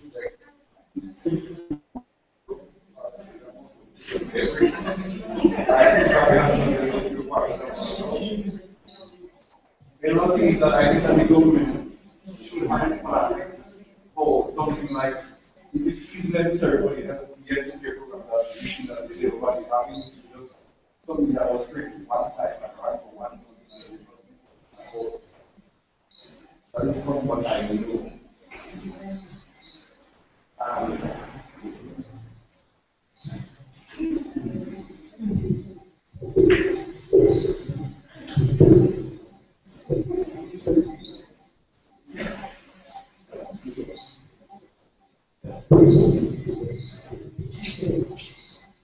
All right. In response to the first segment of the question, healthcare. We are not strangers to what we have reported. Just recently, I made an address to the situation we have in terms of healthcare.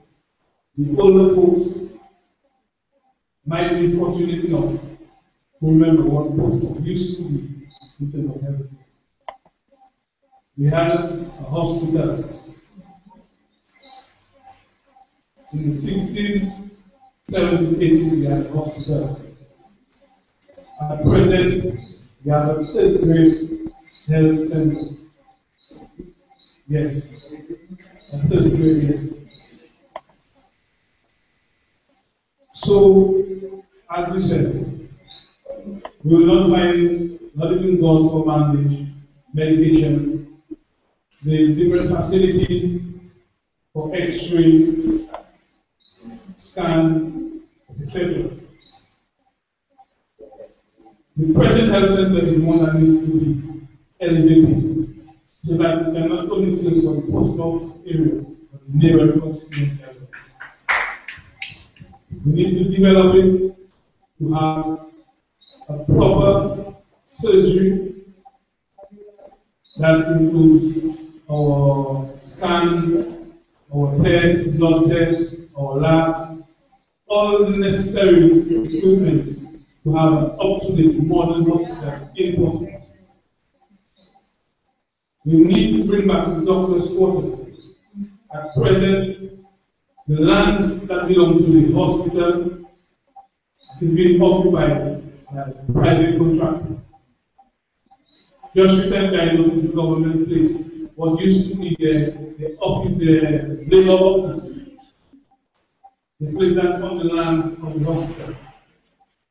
We need to make use of the lands for what it is intended to do. And rebuild our doctor's quarters so we can have doctors available to us 24/7. We need to have the nurses there. We need to have all the necessary equipment and medication so that our healthcare system here can be developed. It is not an option, it's a must Because if we are concerned of the well-being of our people, we must be concerned with the health of our people.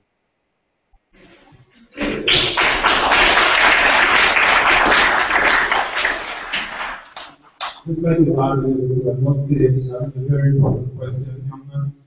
And you are very most definitely enlightened to come with this question. Right, the issue of health is not just a Portsmouth issue, as we do. It is actually a national issue. A young guy in military was buried last Wednesday, the 20th. He died because he was not properly diagnosed, and he died of pneumonia when he was diagnosed with pneumonia. Well, and in a matter of an hour, he was laid dead before his mom. He told his son she had 5 children.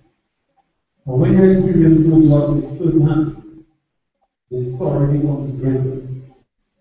And that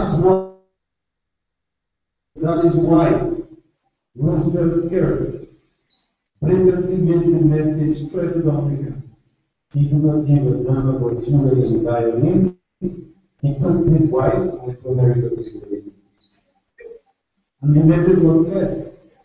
So I say that and I tell you because if you think back on the situation, some people may think that not entitled to this child where they want. You have a problem with that. His wife is American. When the baby was born, he was still American. You know, he was he did not go there for a nationality for his child. He went there to make his child because he is not comfortable with having his wife with his child and he wasn't there. But it's okay for him. It's okay for you, the child is not at the Portsmouth, to bring your children there. There's a message there. And why this is happening, many of Dominicans never know. 12 babies died in the month of February at the baby's birth. 12. However, in February, my colleagues asked if one day cried in the class. And I went to her and asked her what's wrong because she's usually a very jovial child. And she said, this is something I just lost my baby brother. My mom went into the hospital and he dies. And that is the 12th baby that died for the woman. She was not only crying for her little brother, she was sick of proper medical care. 12 babies who died in 1 month. That was severe. So the question you asked is very important, but I think JJ answered it as it was a Portsmouth perspective. But healthcare is a very important aspect of the productivity of the workforce in this country. If you do not have healthcare, you won't have well-being. And that is what has happened. The Labour Party has paid attention to what will win them votes, and they have forgotten about the basic needs of the people. Healthcare, education, crime and violence, this is not to that. Because they can afford to put fences around the house. And you saw it, those of you will see the Facebook thing on this mansion in Vegas. This fence all around it, because of what's to do. We don't care about you. When you are political thing, all these ministers do one but nothing. While we are left in Dominica at the mercies of what is going to happen. The Amazonian pending well. Gentle rest. It's like there's a ticket to gentle rest. So this again is the basis for change in Portsmouth. As a second term, you should be having a food grade health center. Now the hospital closed down, infested by humans under the care of a Labour Party now candidate. If that is not enough for us to be enlightened, what will take us to be enlightened in this country? That's what I'm saying now.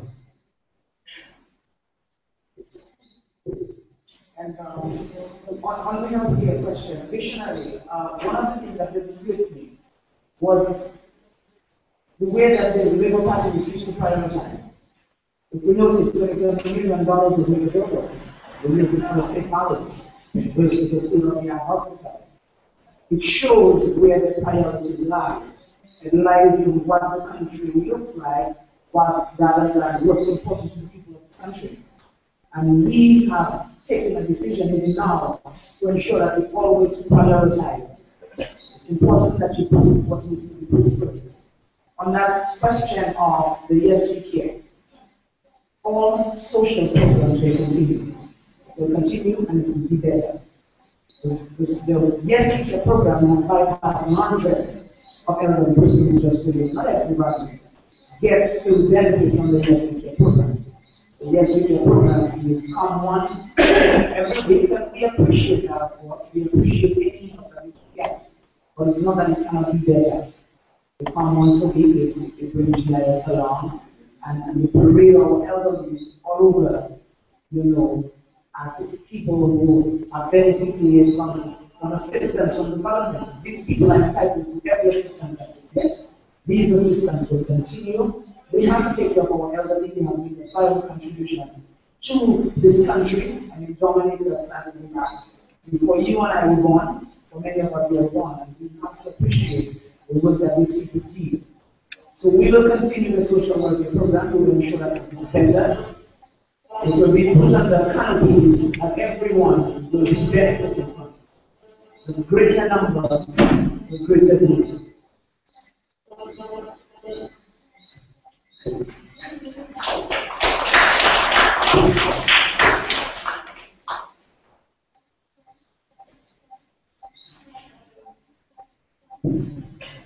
I have a question. Well, I have a few questions. The first one is for Mr. Wallace. It's a general question. Considering how much debt the government is in, shouldn't be renewed, shouldn't the country, even country government then be priority before it gets the country or not then go to slow down and take away from the development. Excellent question. And from a young person perspective, I think that is very important. The national debt of Dominica as it stands now, from my last figures I researched, is about $1.03 billion, which puts us about 78% of GDP. And GDP is about $4 billion. That is sales of goods and services. Now, going deeper in that, we will definitely slow down economic development if you are unable to pay for the debt. And we have to understand it from that perspective. And I will use a clear example. If you have $1 and you have to pay around 50 cents from that $1, it means that you are left with only 50 cents to work with. So what you can purchase with 50 cents is very low. But imagine that you have $1 debt, which is more than 50 cents. But you have $10 to pay that debt back. Then it's easier because you then have $9 to spend. And that is UWP's approach to the debt economy. Let us generate greater revenue. Let us generate greater revenue through sales of goods and services, or the global trade of goods and services. Let's up our economy in this country. So with every dollar that we make, we have less. It will be more, but in reality, it will be less. Because as I just explained, $1 to 50 cents is the bad situation. But having $10 to $1, which is more than 50 cents, is better, you're better. I hope that simple analogy makes sense.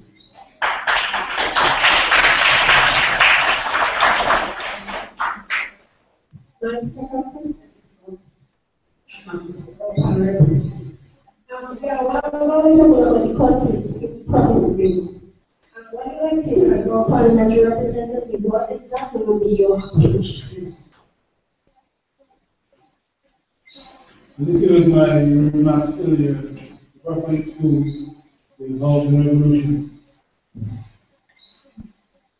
The issue we have at hand in terms of promising is one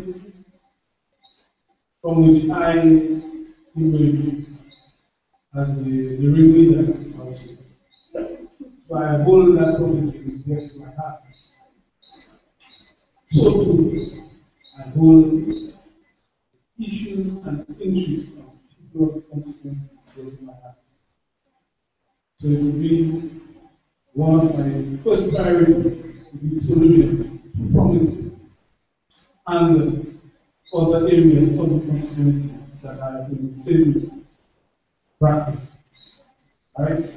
So I can tell you, promise bill is one that has been completed by the present administration. When you get the parliament representative say one thing, then you get the minister of housing say another thing.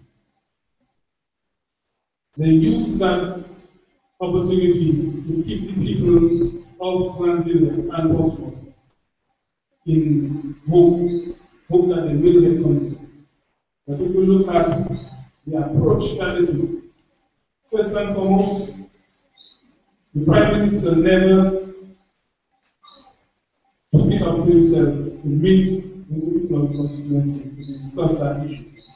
Instead, he turned around on Sunday afternoon, like a thief in the night, and came with a quick fix to resolve the problem.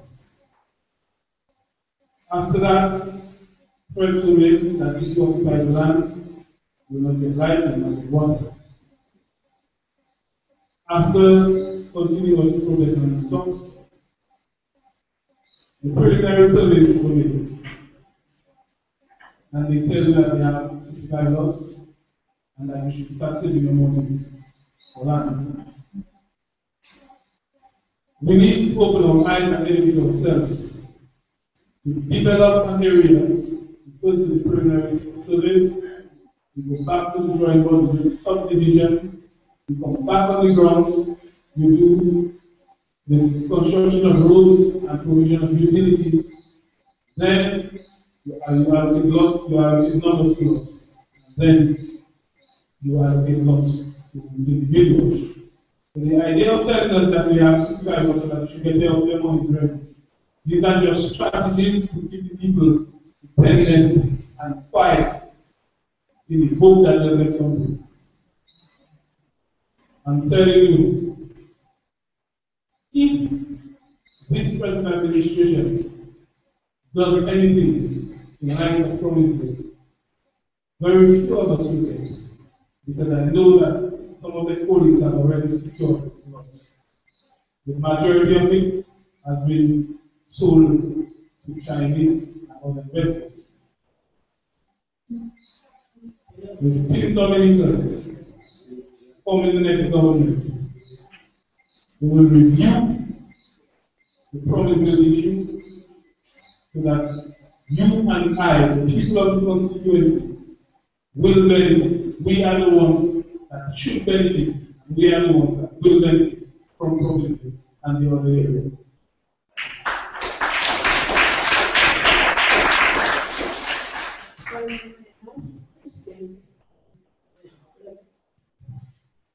As a young woman who aspires to build up career, build my career in politics, do you have anything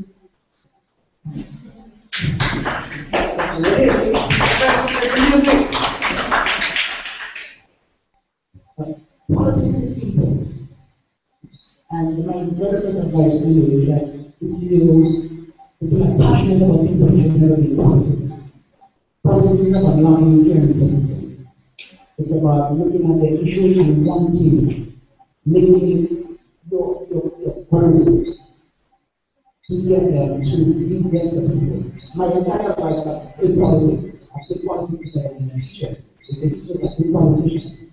I am tutored, I have been a political coach of a number. The aim is to get someone from one state to the other, but that is a improvement. And that is what politicians should continuously do. And the people, if there's young people in the literature and they tell you what politicians in your life, we want to change that. Politicians are not lives. Politicians are people who are passionate about people. I think that's the key in politics. That's for me. People who are passionate about people. So my first advice to you is to develop deeper psyche, find passion for others, taking care of others, addressing their issues, their concerns. Sometimes putting your whole self under that burden so you can look out for others. black kids. They sacrifice together. Literally, they lose that child, but it is for going to the better cause, going there, knowing that you want to do better for the people that you want to serve. You're serving of the people, and you have to recognize that. So that's my advice for you. Come in politics. Go with God as well.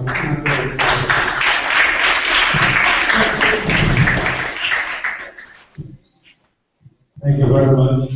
I would like to see something, not by way of a question, but as a senior person in this area, one who has contested 2 occasions for the United Workers' Party in Portsmouth. I would like to commend you young folks, the young arm of the United Workers' Party in Portsmouth, because when I walked into here tonight and I saw the level of organization, how you all had everything organized, I felt very inspired. I can see that we are in good hands and the young persons are finally starting to step up to the plate, which is something I have been calling for a long time.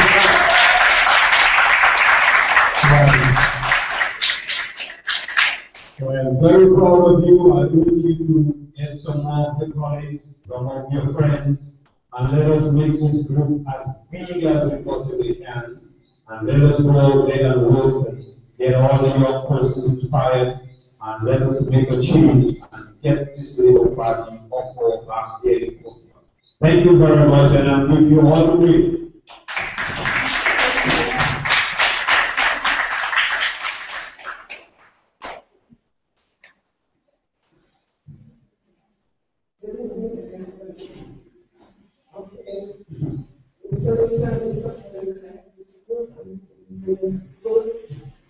We are talking about the leaders. We are talking about being the Lord from the Labour Party. And right now, I don't see where that is coming from. Right now, there's just an election. So I was asking you, when we get into power, are you going to try and build this story and yourself? Yes. Okay. And the next question is for Mr. James. Maybe I would like you to explain to the people out there this evening what are the benefits that the young people will get from having the early Portsmouth.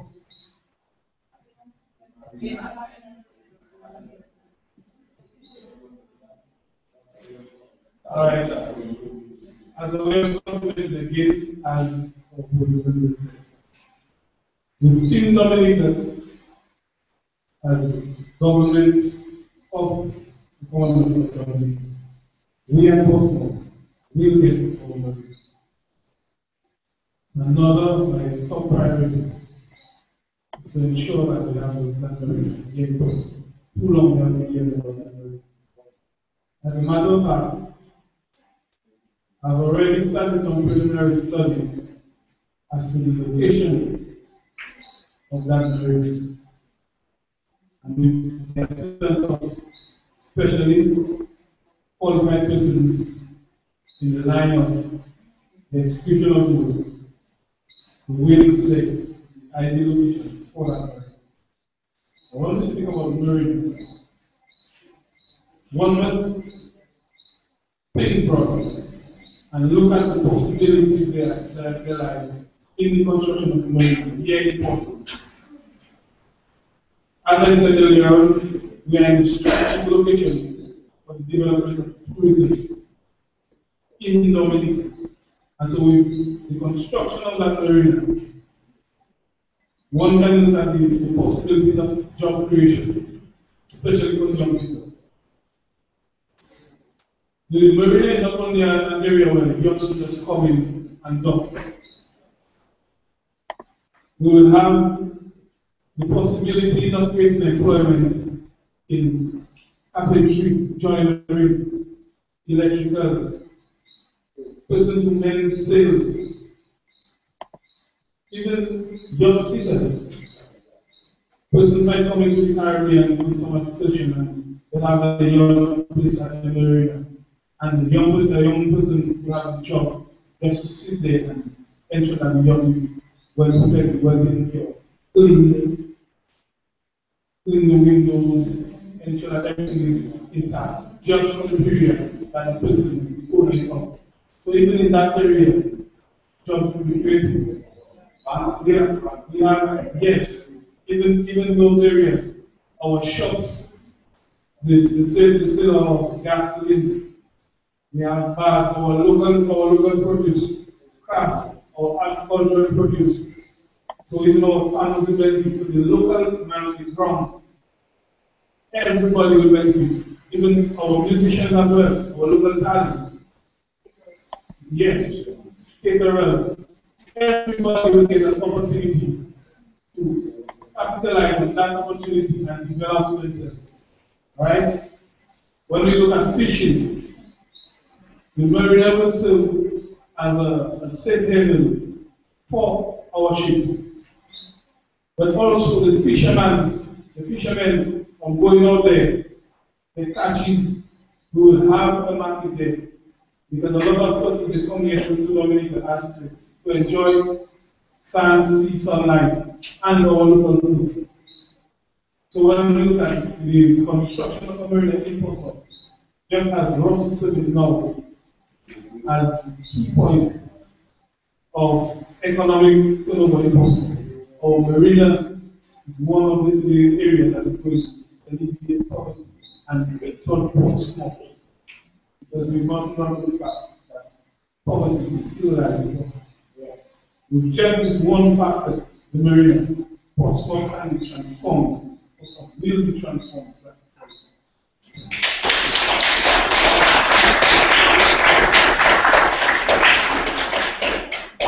I just want to add a little to what Jeff just said.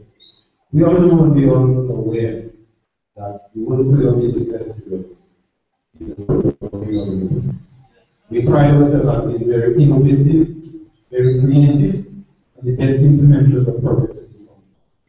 And to add to the value that the marina will bring to Portsmouth is an idea that I've been floating in my mind for a while. And I will say tonight without any apology that Ian Douglas will be too drunk.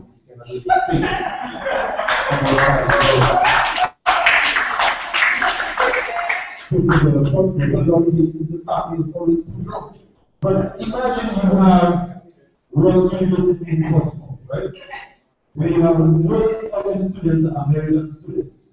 And you have a marina in there. And you can come up with an Easter break festival. That instead of allowing the students to always go back to America, that they can look forward to a festival around the Portsmouth beach where they can come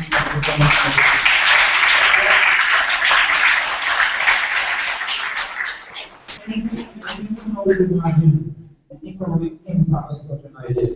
We have local events not just from Portsmouth, but from the entire East Lane, 2, 3, 4 nights, where girls coming in and people coming on ground and the students mixing up that whole festive season. That would transform the economy for a period of time. These are the kind of things that you know will be taken up with the bring to the table with the company.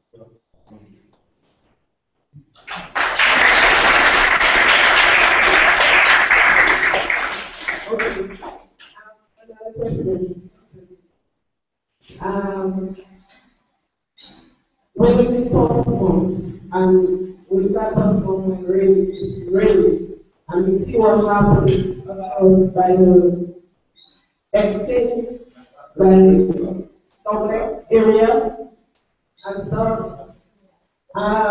So I was asking, what would you do to help that drainage issue?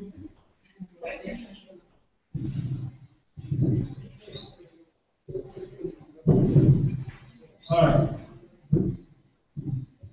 First and foremost, I must say that the Indian River facility is one that generates a lot of economic benefits for us. And this facility has been neglected. Okay? Over the years, we had some bad weather.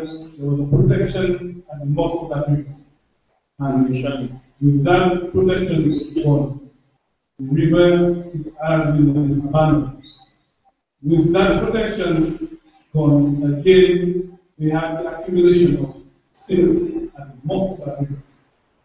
That is one of the factors that contribute to constant flooding of the Benjamin Park and the exchange. So first and foremost, we have to look at the inner river facility, developing the muck of the inner river. There are plans for a drawing that should be done at the muck of that river. And over the years, the present administration has been a blind eye. With that facility being developed, we can take the drainage up towards the back of the Dominica building into the exchange and the Benjamin Park. Once we drain out that river and open up the drains, then we'll have the swift flow of the waters whenever we are flowing. Right now, this needs to be done with planning. So the construction of it needs to be done in a manner that will assist the flow of water. And with the solution to the flooding, we can also bring solution to the road network. We know in this modern age, when we talk about road development, look at what they're doing in Hawaii. They just raise up the level of the road, and right now you have all the places on both sides of the road, in times of suffering from. We have to think broad. We have to have a plan. And in order that we give solution to this thing, we need to put our resources together. We need to put our minds together to give solutions. Alright? So the whole area of the exchange, I know as a civil engineer, it is directly affiliated to my field of study, and I'm dedicated to giving my time to give solution to that. Alright? So I must tell you, that is another area which we, along with the field of engineering, will address. Right?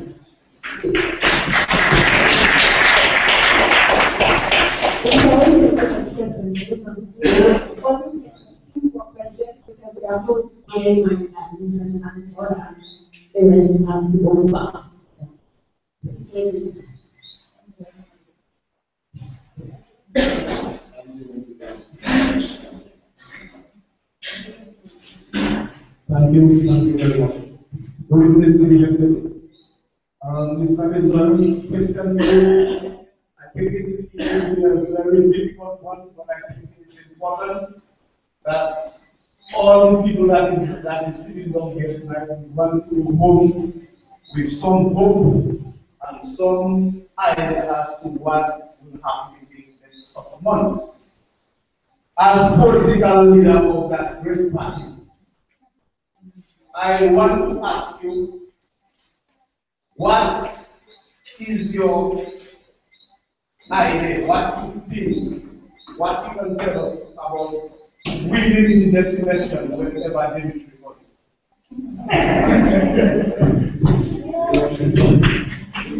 Thank you very much. The election will be in November. The precise date, I don't know, but I know we are preparing for November election.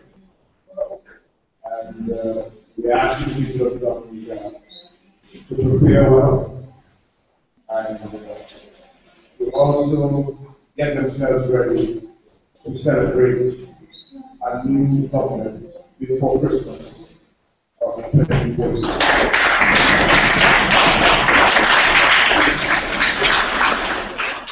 It's very important that we get this job done and we start the new year of the new leadership. We give Dominica a new lease of life. We give the young people of Dominica something to look forward to, reasons to be optimistic again about what they can accomplish for themselves, for God and for future. So, our best intelligence tells us that we will have a November election. We will be ready for November election. and we are ready for government. Once the election is called, once the votes are counted, we are confident that we will win, and the next government of the Commonwealth of Dominica will be here in the country.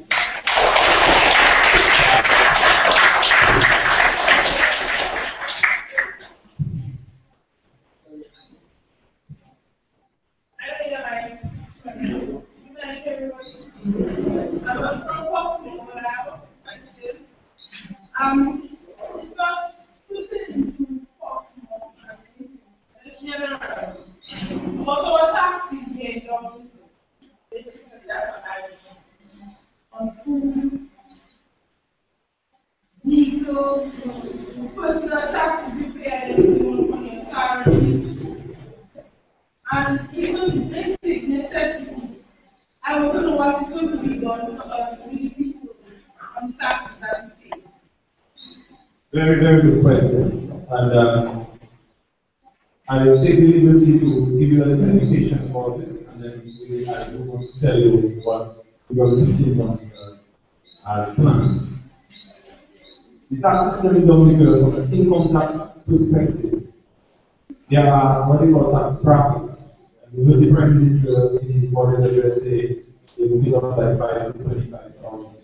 So right now, if you're earning $25,000 in Dominica, you are required to pay 15% income tax.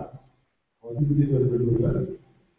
you are then earning higher than $40,000 in Dominica right now, you are required to pay 25% income tax. And if you are earning anything more than $70,000 in Dominica right now, you are required to pay 35% income tax. Now, what you take home is what we call the residual after tax, on which again you are further charged 4% for Social Security, and then when you buy goods and services, you are charged a further 15% back. So if you add that up at 15 to a 25% bracket, you will pay 15% plus 15% back plus 4% Social Security, you will pay 34% charge. So that means in every $100 you earn, you will be paying $34 to the government. And if you take it further, if you're earning $70,000 and more, that means you will be paying 54% tax, which means that in every $100 you earn, you will be paying the government $54. Now, if you understand the magnitude of that, you then understand why we in University Dominica say that we need to review the tax system in the country so that the people in the country can have greater spending power. And to sum that up nicely, poor people cannot develop the country. If every dollar you make, the government has to get 54 cents from it, you will not need to develop. The greater amount you have to spend, the greater amount of jobs created, the greater amount of demand you create in the economy, and it's the greater the economy will expand and grow. So we have our lead economist, Dr. Thompson from Linton, PhD grade economics. We've been supported by myself, Joshua Francis, and Isaac Joseph Isaac. We will review the tax system to bring greater benefits to you, the owners of the companies.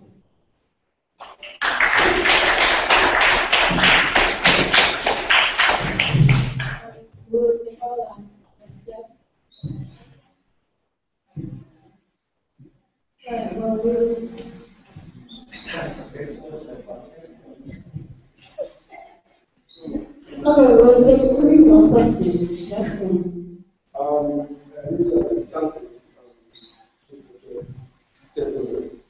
Let me begin by congratulating the new Council for coming up with this idea of wanting politicians to give them an idea of what they have to suffer them.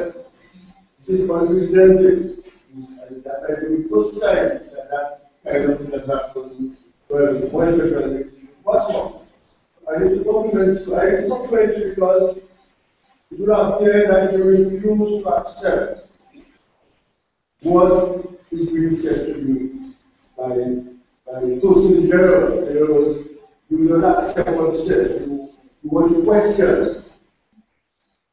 And it is very good. It is a fundamental break from the norms of acceptance. And this is healthy for your own personal development.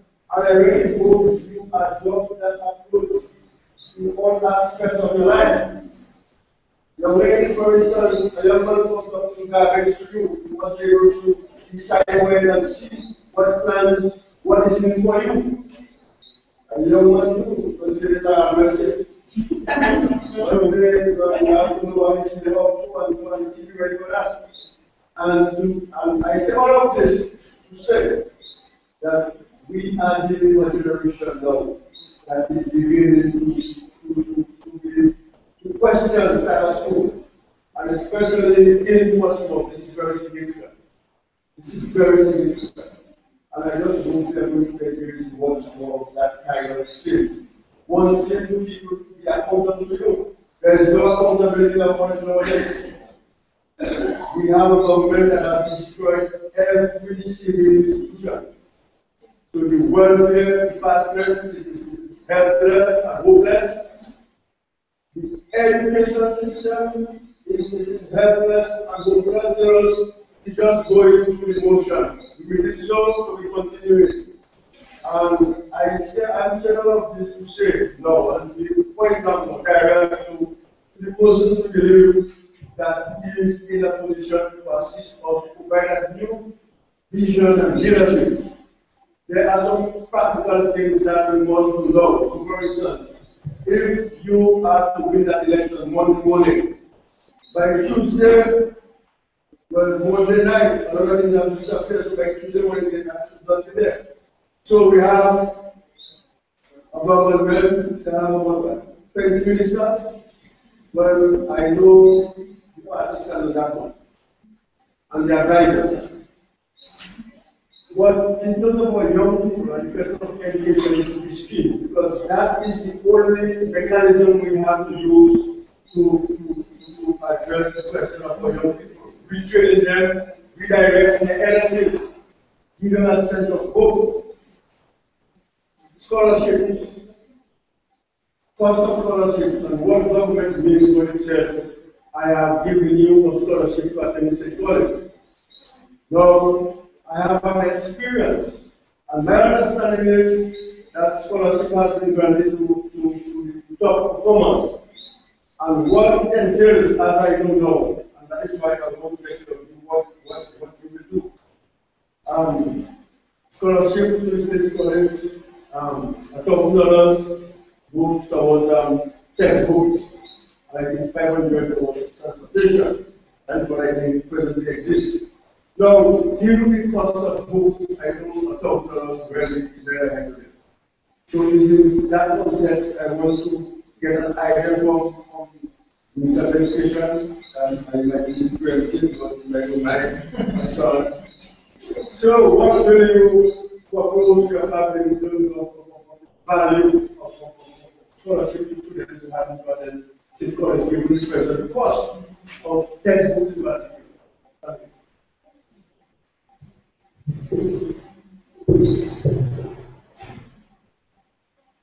That's a very good question. As of now, I'm not sure of the total amount.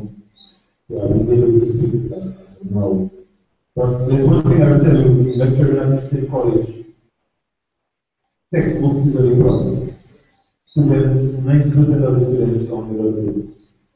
And I think we need to be creative right now with the technology that is available, and we can find ways to reduce costs of papers. So we may need to develop some system to make the books available by soft copies. That is one way to go to the corporate cost. And I believe also that the books have to be given someone in a number of years before they change, because we will visit the system that every year hopefully change and we change and we will consider the good repairs and we see the market. So even with scholarships, I believe we should really have books last a few more years before we change the new books and have them come through. That will be less costly for the government as well as for the students. But the criteria, I think, is where more concerned. The criteria for getting these scholarships. I think in 9 years it used to be 5 grade 1 years. Anytime you score higher than 5 grade 1, you will automatically qualify for scholarship in college. I believe that has been reviewed to enable access because it brings now a lot more students are doing better in the higher category, but then in the lower category, you find more students falling in this. So I think we need to review the criteria given for state quality and also see what we can use with the use of the technology available at the top. But definitely, the criteria has been reviewed in keeping with our vision for the education system, in linking the areas of education to the areas of the economy, the sectors of the economy. Because you could have 10 students coming to the college when one's in 5 subjects, all the way in business administration. And these are valuable to the country in the long run, to the productivity and the expansion of the economy. So I take note of that and we will discuss happening that particular position in the university for specifically the next engagement.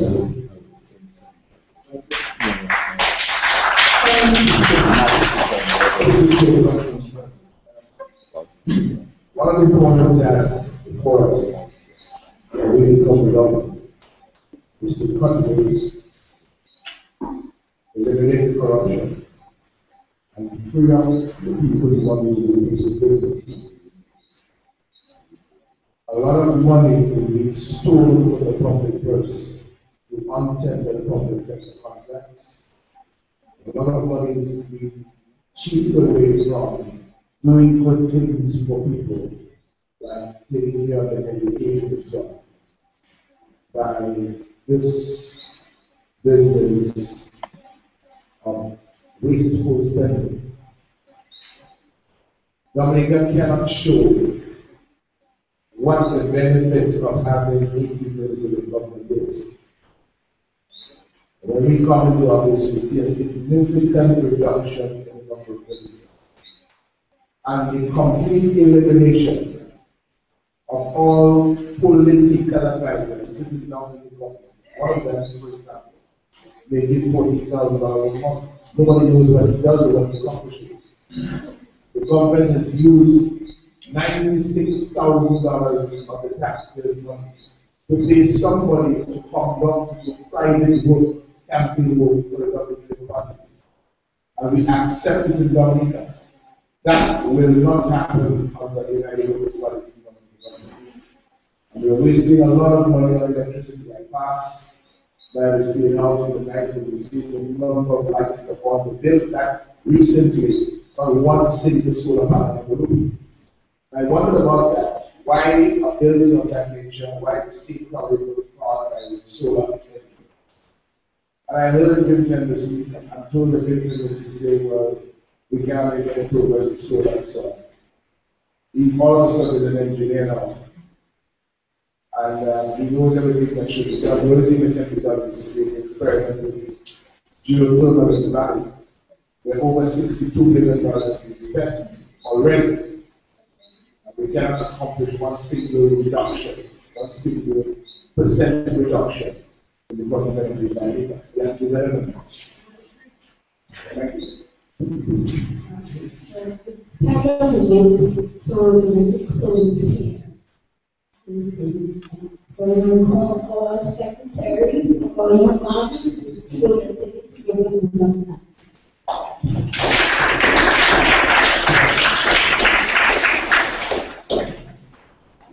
Okay, on behalf of the Portsmouth Young Farm, we'd like to say a special thanks to our future Prime Minister, Mr. Linton. So the rest of the candidates, which is Warren Williams, Claudia Stanford, and James, we highly appreciate what you represent the candidate for us. We thank you, the audience, the general public, for coming and listening to the plans we have in store for you tonight. Once again, anybody know there is snacks? So collect one on your way out. Thank you.